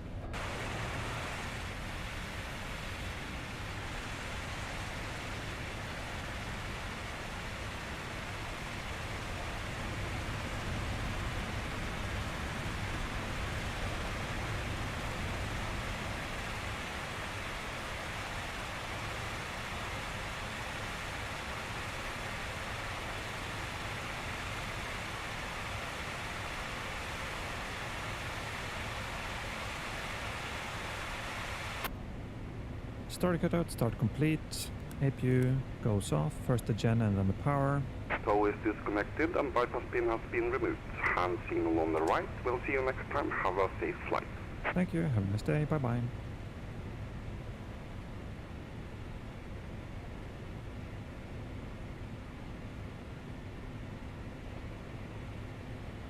So he's moving away. That means we can bring the props up. Max RPM, let them spool up, and then do the after start flow. And let me just crossfill here. Doesn't really matter, I'm not going to use it. In real aircraft, these are automatically synced. Just put it on nav. This gives us a local arrival time. So, captain sign first, bus tie off. We'll do pitos. I'll do the engine intake doors as well.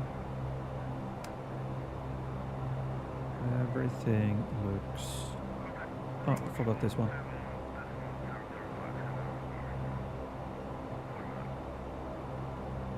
Very good. Rudder test. Yacht and Braun. And weather radar standby, even though it doesn't work. Test the spoilers. First officer sets flaps 5. Autopether, fuel pumps, hydraulic pumps, test isolation valve with elevator. Up and down. Remove it. Caution light here should go out when you wiggle the elevator after closing the isolation valve again. So, yeah, it is what it is. And from memory, we can put 580 here. That's the cleanup speed, flaps retraction speed if we have an engine failure during departure. This is from the performance calculator. Cool. Outstart checklist. Bus tie is off. Spoilers taxi. Standby hood PG on. Normal indications. Autopilot select. Tank aux pumps on. Trims 1, 2, 3 set. Flaps 5 set and checked. All clear. Received. Checklist complete. Now we can request taxi.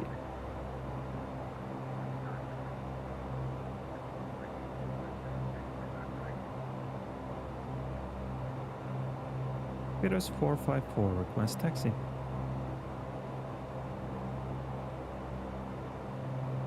Widerøe 454, taxi to Ålesund 17, November Golf Yankee. November Golf Yankee holding 17, Widerøe 454. So, November is...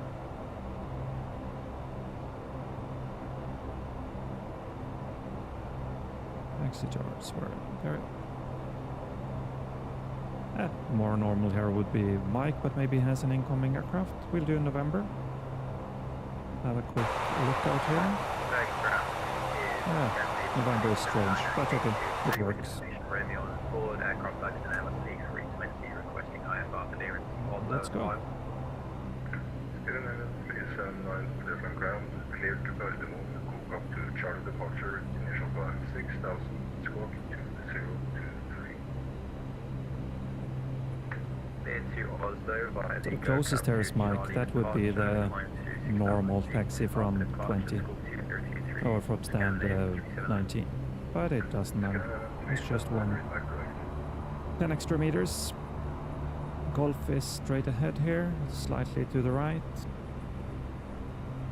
Bergen Flesland ground, Scandinavian 497 Zulu requesting our fire clearance to and then Yankee is closest to the runway. 497 Zulu Flesland ground, clear to go to charter departure, line 6,000 to 1445. So,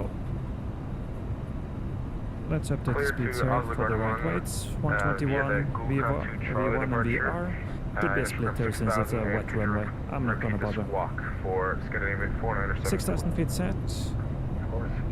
Altitude select, transponder checked. It's an Intum to Charlie departure straight ahead and it's a left turn. According to the departure brief.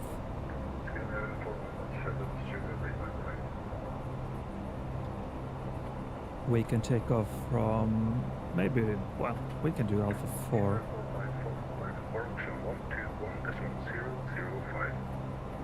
Approach 11005, it is 454, thank you, bye bye. 11005, good.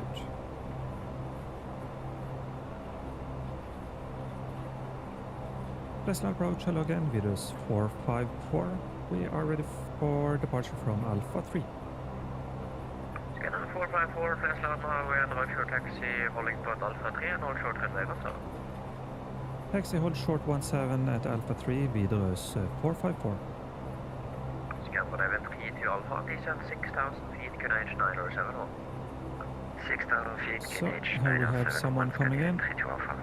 Alpha 3 is Scan for event here, 44, and we'll report passing just level. hold Passing short. 10,000 feet, scanner 44. Let's say the cabin has already given us their cabin call, cabin clear received. Navigation and direct to Kuka. Direct on navigation, direct Park brake Kuka, set. scanner 44. We have one landing now. It's several. Fly to Hobby Hotel, wind check, wind 14 degrees, 23 knots, maximum 35. Continue approach, there will be one departure. Oh, cool. Continue. We'll be ready in between then. We have bleeds off, it's just turning on the lights. We can do... We would wait with control check until we're on the runway into the wind. But since it's a single pilot flying today, I'll do it now so I don't forget it. Flaps is set, condition of his max. We'll do the flight on the spoilers as well. So it's just lights to go. And before taking the checklist, caution warning lights are clear except park brake. Cabin clear received, flight control check, spoilers flight, checklist complete. Lights to go. 1144, contact Polaris control 121.550 as well. Contact Polaris 121.550. God formiddag. God formiddag. Widerøe 454, line up and wait 17. Not up on rate 17, it is 454. So let's Don't just... fly 6 Juliet Kilo, you can Let's go in. vacate second left by Alpha 7. And white. Second left Alpha 7 and fly 6 Juliet Kilo. Let's get in position. Scan 11-249, descend 7,000 feet, QNH 10, question QNH 971. Excellent controlling here today. Descend 7,971, scanner 249. And since we're already in approach, the contact approach at 1500 feet doesn't apply. That's good. Less Scan for us to do. 11-3 to Alpha, descend 5,000 feet. Descend 5,000 feet. Seems like my VRAM is struggling to keep up. Need a new graphics card. 454, the wind 140 degrees, 23 knots, maximum 35, runway 17, traffic. Say takeoff 17, it is 454. Fly 6 Juliet Kilo, Nuisance 1 contact warning. Bergen, contact ground 121.9 Set. Power detent. Power set. Thanks for line out, fly 6 Juliet Kilo. 80 knots.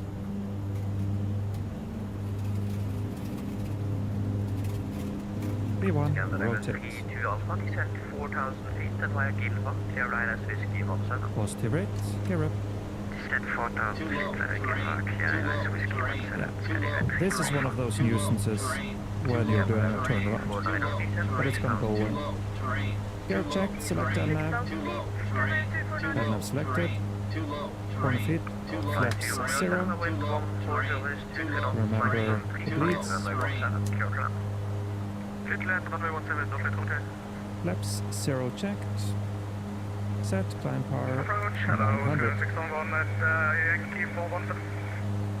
Scanner 601, platform approach, go forward, Climb power set. continue and hold short of the runway. Autopilot engaged. Continue and hold Yes. short of runway 185 selected.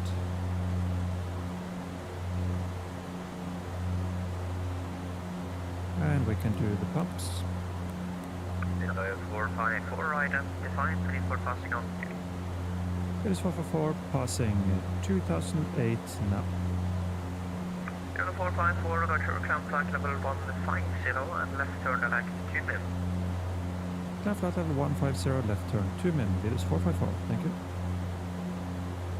So 150 is set, altitude select, direct, 2 min. And it's giving us a left turn. Spin the heading back around.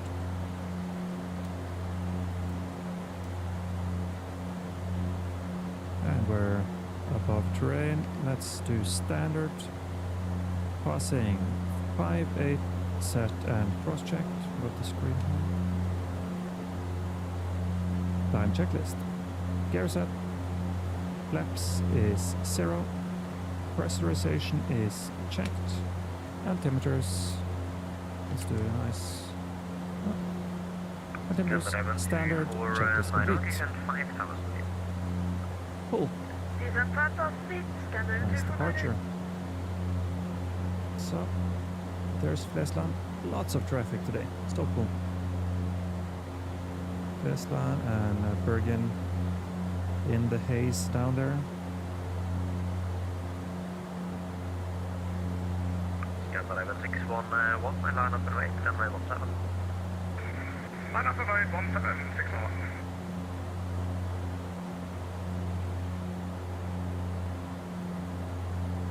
So, now we are basically direct to the start of the approach into Ålesund. Not flight to Romeo Hotel, welcome to Bergen, contact the ground, 11.9 vertical 5, bye bye. 11.05, next way, see, look at Everything looks good here. Scanner 249, There's no icing, so we'll turn the props back, so that's protection partial. Scanner 611, wind 142 degrees, 23 knots, maximum V5, runway 17, clear for takeoff. Clear for takeoff, 17, Scanner 611. So in regards to turnaround bugs, what I noticed this time is, well, I didn't check the weights. What's your current heading? Yeah, the weights are correct. Good, so it did update that. So we had the starter button, have to press that twice, that's one bug, and the terrain warnings. You get terrain warnings both on an approach, on the first flight, and you'll get them on climb out if you're doing a turnaround. So there is a terrain bug somewhere in the 5JSM. That's annoying, very annoying. Maybe we can just do terrain inhibit switch.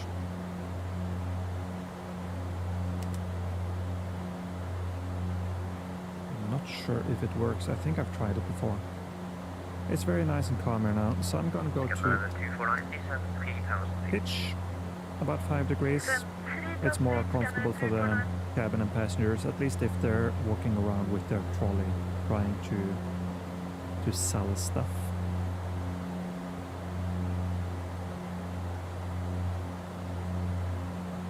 Logan 360 on frequency.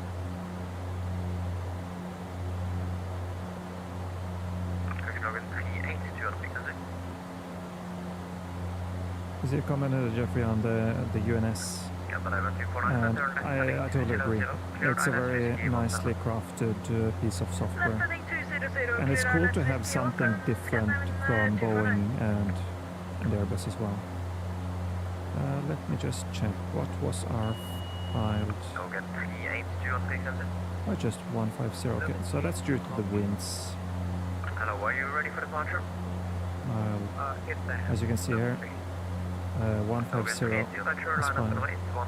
So it's pretty low, but that's due to the winds today.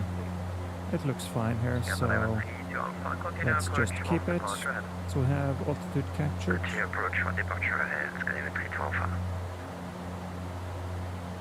And what speeds are we filed? Crew on 310. Logan 382, stop climb 4,000 feet. We might have to limit it, but we'll start out with 310 and see where we're going. It's minus 13, looks like there's clouds ahead. We'll just keep the Logan 382, cancel line of clearance, hold short, runway 17. and max cruise is set. Skyline 3 to Alpha, wind 150 degrees, 24 knots, runway 17, clear for land. And of course, I forgot. Let's do the dash 8 through. 454, call Polaris 12155 pilot. Polaris 121-550, how do I? It is 454. So here we are on the speed. 121, 5, 0. 611, identify. Scandinavian 595, direct to Gunpa. Giving 3 uniform Bravo descent to flight level 120, direct to DDAX. Clear the Lunate for Mike arrival. So cool, the new cloud models in X-Plane.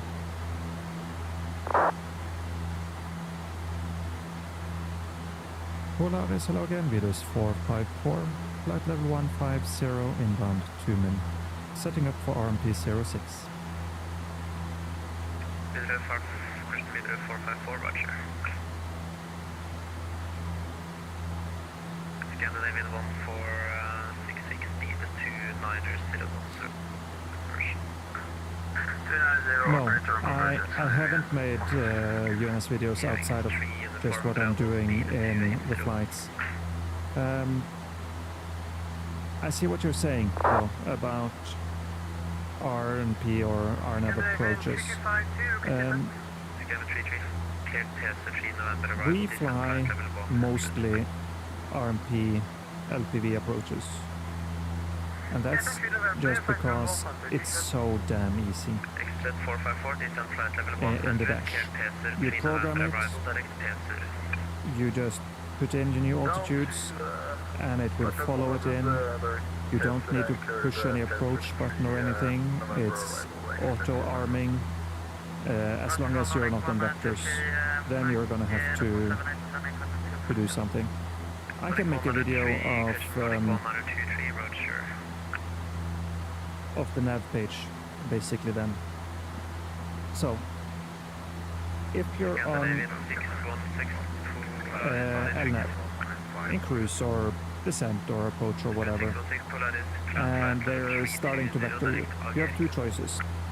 You can either switch to the heading mode and use the heading bug with the heading knob here, and just turn it around.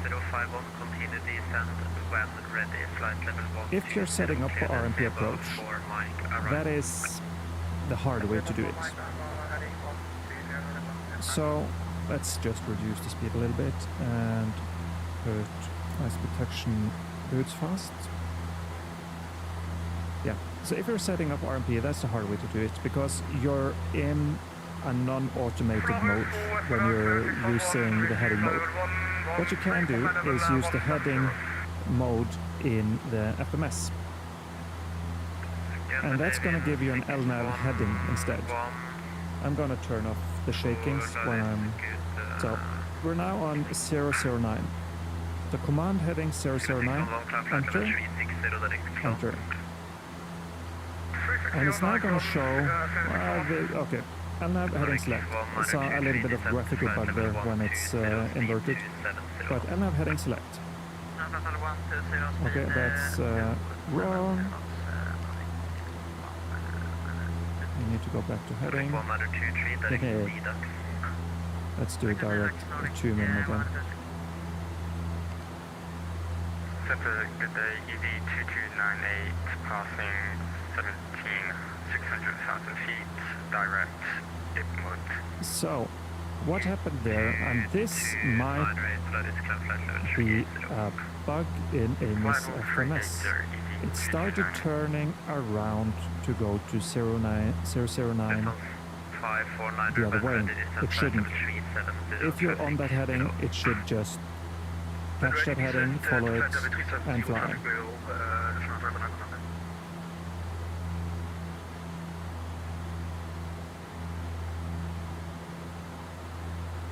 Do I put field elevation for all for the VNAV part? No, on a precision RMP approach, you will you will put the altitude of where you're intercepting. So let's have a look at the RMP into Ålesund. Like when we came into Bergen, we went via Gilva, Bablu. Gilva was 4,000, now it's Lapev at 5, Uveva at 3. So if you're before Lapev and they say, yeah, descend 5,000 feet, cleared RMP Zulu 06. Okay, so they clear it to 5,000. As you get close to Lapev and 5,000 feet, you will yourself set 3,000 feet the next point because you've cleared the approach. And when you intercept here, turn towards Apple, it will activate the approach like we saw it was first armed within 30 miles of the airport and turning into intercept. It's going to go to active and show you the level of service type of approach you're getting. Let me just put in, I'm gonna remove these. This is actually very realistic that it's putting higher altitudes here. I'm just gonna remove these and give us a VNAV towards Lapev. I'm gonna do it slowly again. 8 minutes. Yeah. So, putting in what you're getting here, as soon as the approach goes to active on an average. Yeah, to me 5 Quebec arrival, it is 454. Yeah, and we are on 4 Quebec, but it's the same points anyway. So when it goes to active, what you will do is turn altitude select off and set the missed approach altitude. So in our case today that's gonna be 5,000 feet. It was 3,000 feet in Bergen. So yeah,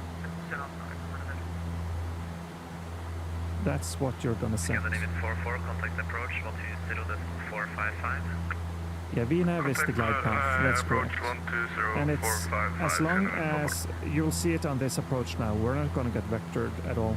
So it's just going to follow the magenta line down, intercept and follow the VNAV path all the way to minima. If you are in heading mode, you will also get an intercept. So you can activate the approach.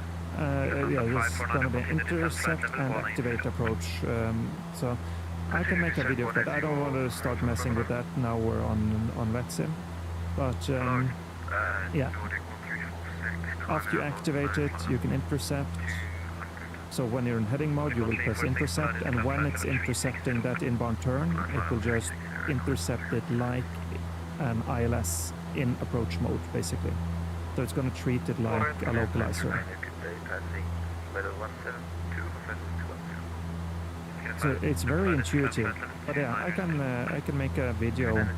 Or I've been meaning to make tutorials starting from the walk-around setup, departure, approaches and everything on the Dash 8. So I just need to get going on that. I'm going on vacation next week, but when I get back, I think I'll start making some of those videos. So the times you will put a lower altitude is mostly if you're gonna do a circling approach. I think that's when you're putting the circling break-off altitude in. So let's say, let's say,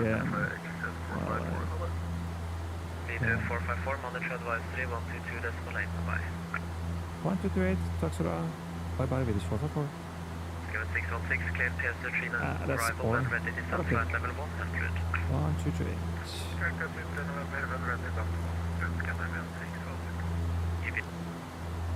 So we're on our own now. Okay, very nice. It's breaking up a little bit. Yeah, let's see. I want to have a look at this one. Yeah, we can have a look. Because here we have circle to land. Not authorized south of the airport, and well, that makes sense because going south you're getting closer to mountains. We are also, let's see, there's circling on the 06 as well.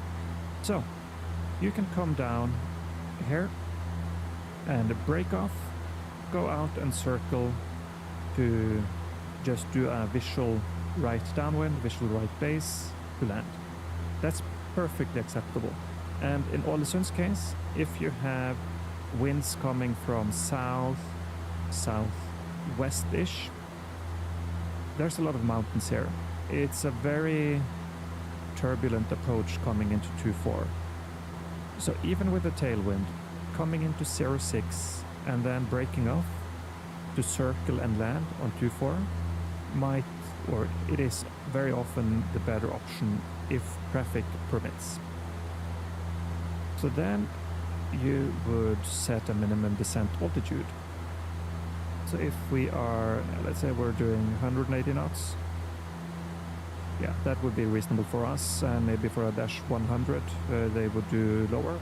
So we need 2,100 feet basically, and 2,400 meters visibility to do this.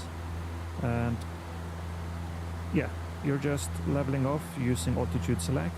When you're breaking off, using heading mode, going out on a 45-degree angle, put yourself on the downwind, configure, and most likely fly the base turn into land manually.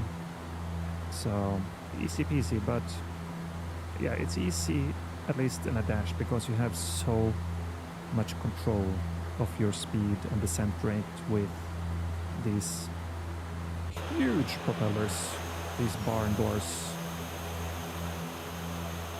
Imagine when you're pitching these to fine, they are, they're gonna slow you down very quickly. Weather seems nice, so we can speed up a little bit again. Our expected time into Ålesund is local time 12:30 in 12 minutes. Landing with, this fuel number as well. This is based on our current power setting and fuel flow. So if I reduce the power, you will see it will increase. If I increase it, it will go down. So that number saying we will have 2080 when we're landing at Vigra, that's based on the current fuel flow. Since we are slowing down during the descent, we're gonna land with more than this number. But that's just nice, right? So you're gonna have more reserves when you're landing or coming in and doing a missed approach than what it says here. The OFPs will factor this. Okay, it was close to top of descent. Actually, it's probably top of descent since we can do, let's start with 5,000 feet.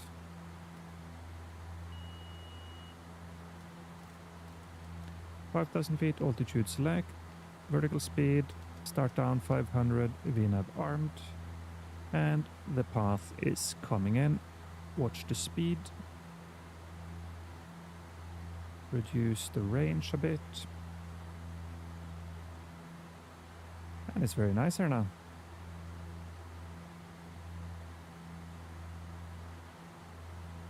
Western Norway's fjords and mountains. It's beautiful terrain. And what did they say about the latest weather here? 140.29, gust 41. Have okay? Yeah, so the weather is correct. 968. We can just put in 968 right away here. VNAV is captured. That's a very low. That's a low pressure setting. And minima is 600 feet. 600 feet is set. Update the speeds 119. So we're gonna have 130 as a target speed and flying the approach at about 140.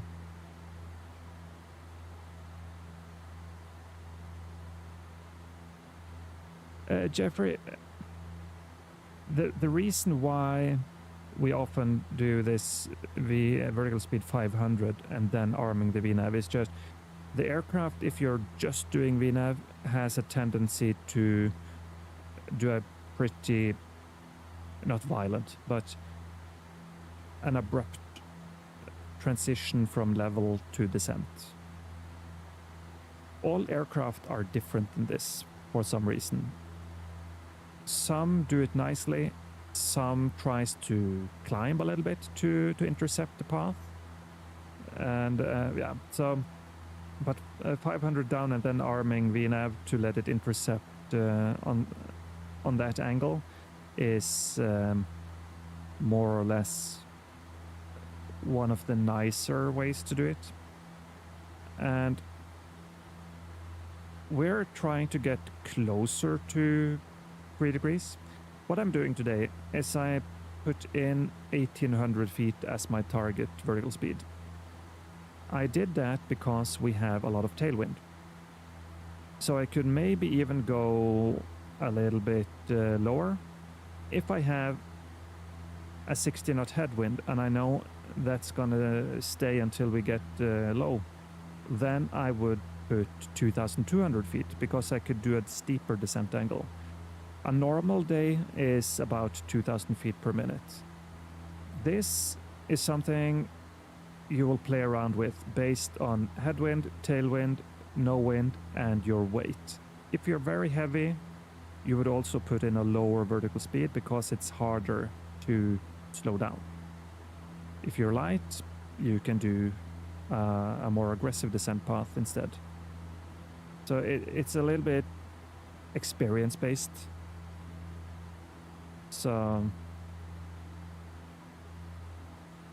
but it's not unusual for pilots to get cocky and think they can do a very steep approach and then get into a position where they need to do a 360 or a dogleg or whatever.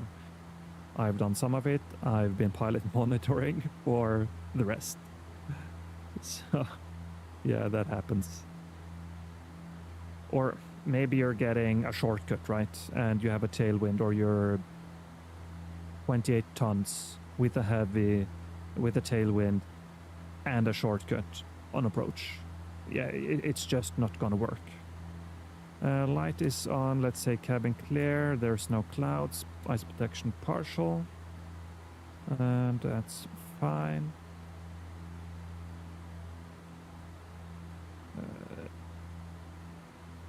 We can very quickly, I should have done this earlier. The VOR is 15.8.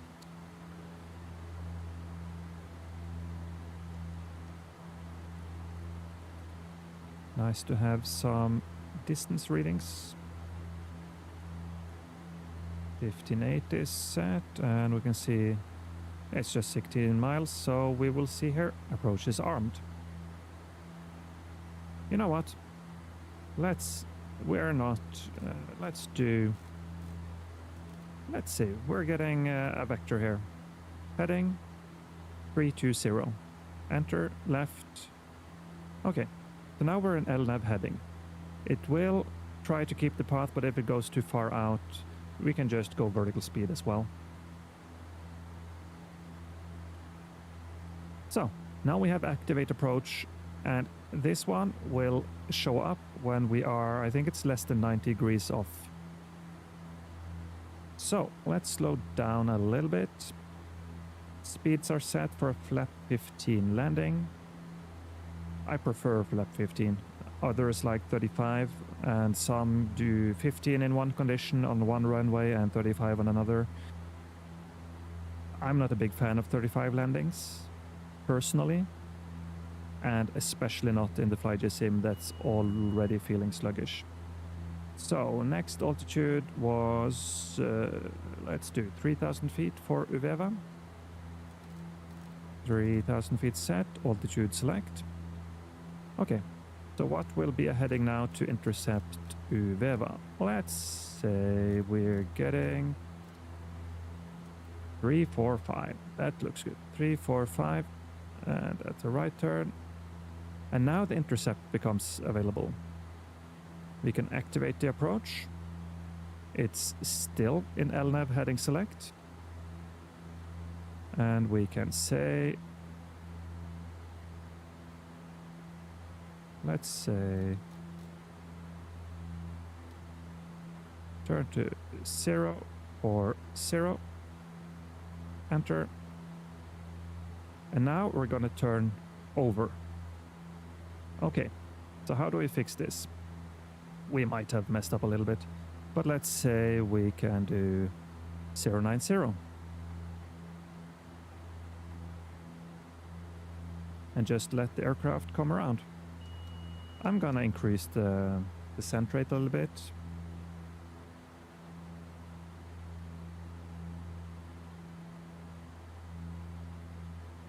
Actually, we're fine.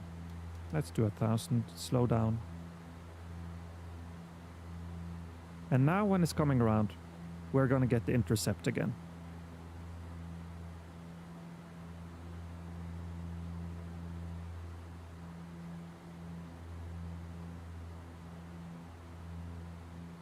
Or we should at least.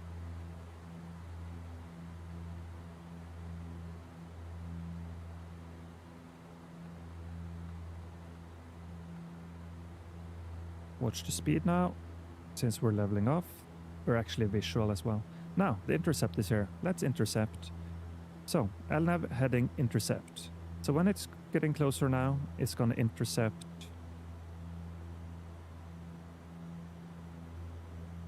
And we can arm. No, it's not going to let us do it until it's intercepted. So, LNAV. Come on. It should let us. Maybe this is a bug. Let's see.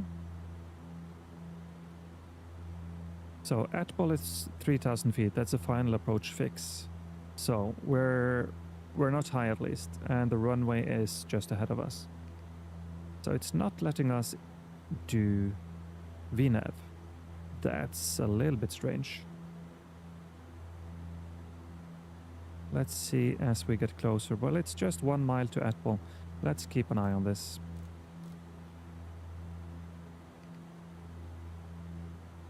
We are in LNAV.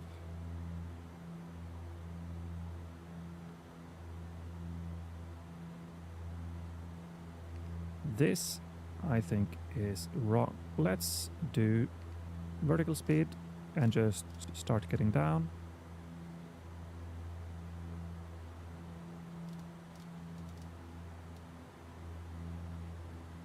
Yeah, I think that needs work. Because you should get a glide path when you're on an active approach. Okay. 25. Let's say clear to land. That's radio height. 968 passing 2004. Flaps 5. Gear down. Oh, we forgot the pumps. Talking too much again. Leads to main. Cabin call. Ice protection is partial. Speed is coming down. Maybe a little high. Flaps 15. Condition level is max. We didn't do approach checklist as well. Approach briefing was complete. VREF 119, target 130. Altimeters 968, checklist complete. Landing checklist. Gear, down through again, flaps 15 set and checked. Condition levels max, wings checked. Cabin clear received, checklist complete. Clear to land. So we should have a VNAV path here now. So maybe this is a new bug. I've never tested this functionality. But that's cool. So 2 red, 2 whites. Everything looks good. Autopilot disengaged. And select standby. Standby selected. 3 reds. So we have 26 knots. Crosswind coming from the right. The one special thing about Vigra's runway is it's a mountaintop or a hill. So north and south ends of it, or east or west ends, are, you can't see if anything's standing on the other side. So the lighter part in the middle is the high spot. So you're landing in an uphill configuration no matter what runway you're landing on. I think it's a little bit longer on this end than on Q4.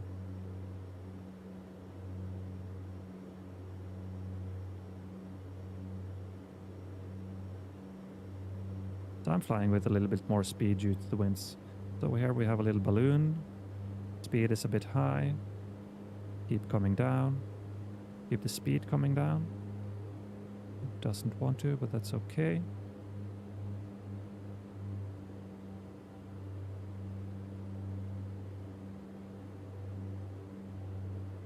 Let's see. 100, 40, 30, 20, 10. And we're down.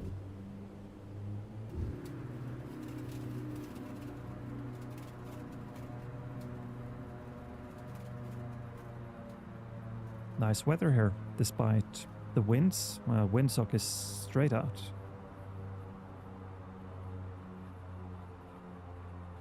So, can do 60 knots. Control locks on.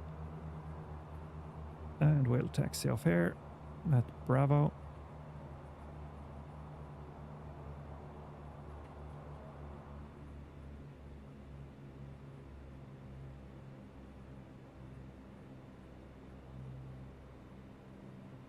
I forgot to call my landing. Oh well. Stop here for just a little bit. So the flow is flaps, burst tie, ice protection off. This is the first officer doing. Landing lights off. This one goes to red. One bleed off for single engine taxi. And spoilers. We can remove this one now. Yaw damper off. Switch over the HSI select if you're changing pilot for the next leg. Fuel pumps off. System, fuel, system, weather radar off. That's good. And we'll just taxi straight ahead into a gate. Or stand, there's no gates here.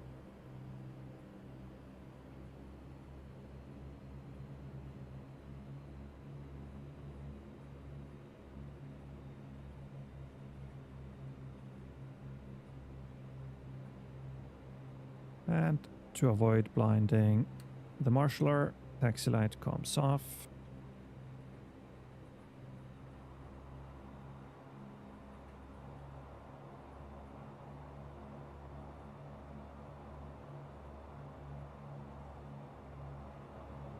Set park brake and feather.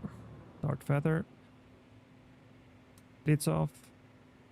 Seat signs off on the emergency lights, and hydraulic pumps goes off. Transponder 2000 and standby. Weather radar is off. Cool. Then it's just cooling down. APU is connected. External power on. And we have DC external, that's good. So we can shut down the engines. Very nice.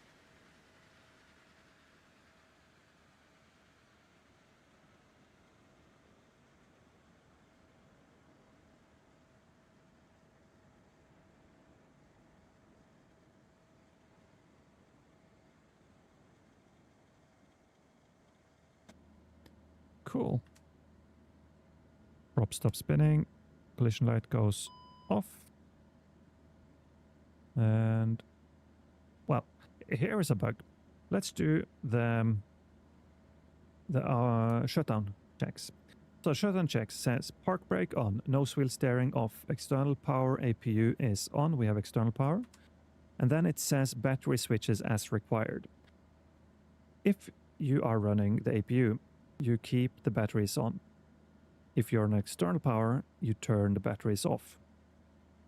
But external power is on. Let's see here, 32 minutes, very nice tailwind today, very nice. Usually about a 40-minute flight. So, on external power, we should turn off the batteries. Let's see what happens. Wow, it did it. The last time I did that, the aircraft just shut down. So maybe... But I was messing with restarting flights as well. So maybe that's a bug I encountered. It worked now. That's nice. Very cool. Good job. Okay, so that's it for me today. I need to go do some real world stuff as well. In Amy the Storm. Some trees have fallen on the roads out there as well, so that's interesting. But I really hope you enjoyed this these flights. And it's very fun flying in real world conditions. And even the landings were good today in the sim. I feel it's so hard to land this aircraft in the sim compared to in the real world. It's a very, very capable aircraft. So, yeah. So, hope you enjoyed. Please leave a comment if there is anything you would like to see more of in these videos. I think for the time being, it's going to be primarily Q400 videos, since I have a lot of content to make about that. But I need to mix it up from time to time as well. I think it's fun flying Embraers and Airbuses and stuff like that as well. 777s going far, but it's also very fun just to do quick hops around the world as well. So, and like I said, I want to do some tutorials. Yeah, so that's it. Hope everyone has a nice day and hope to see you next time as well. Goodbye.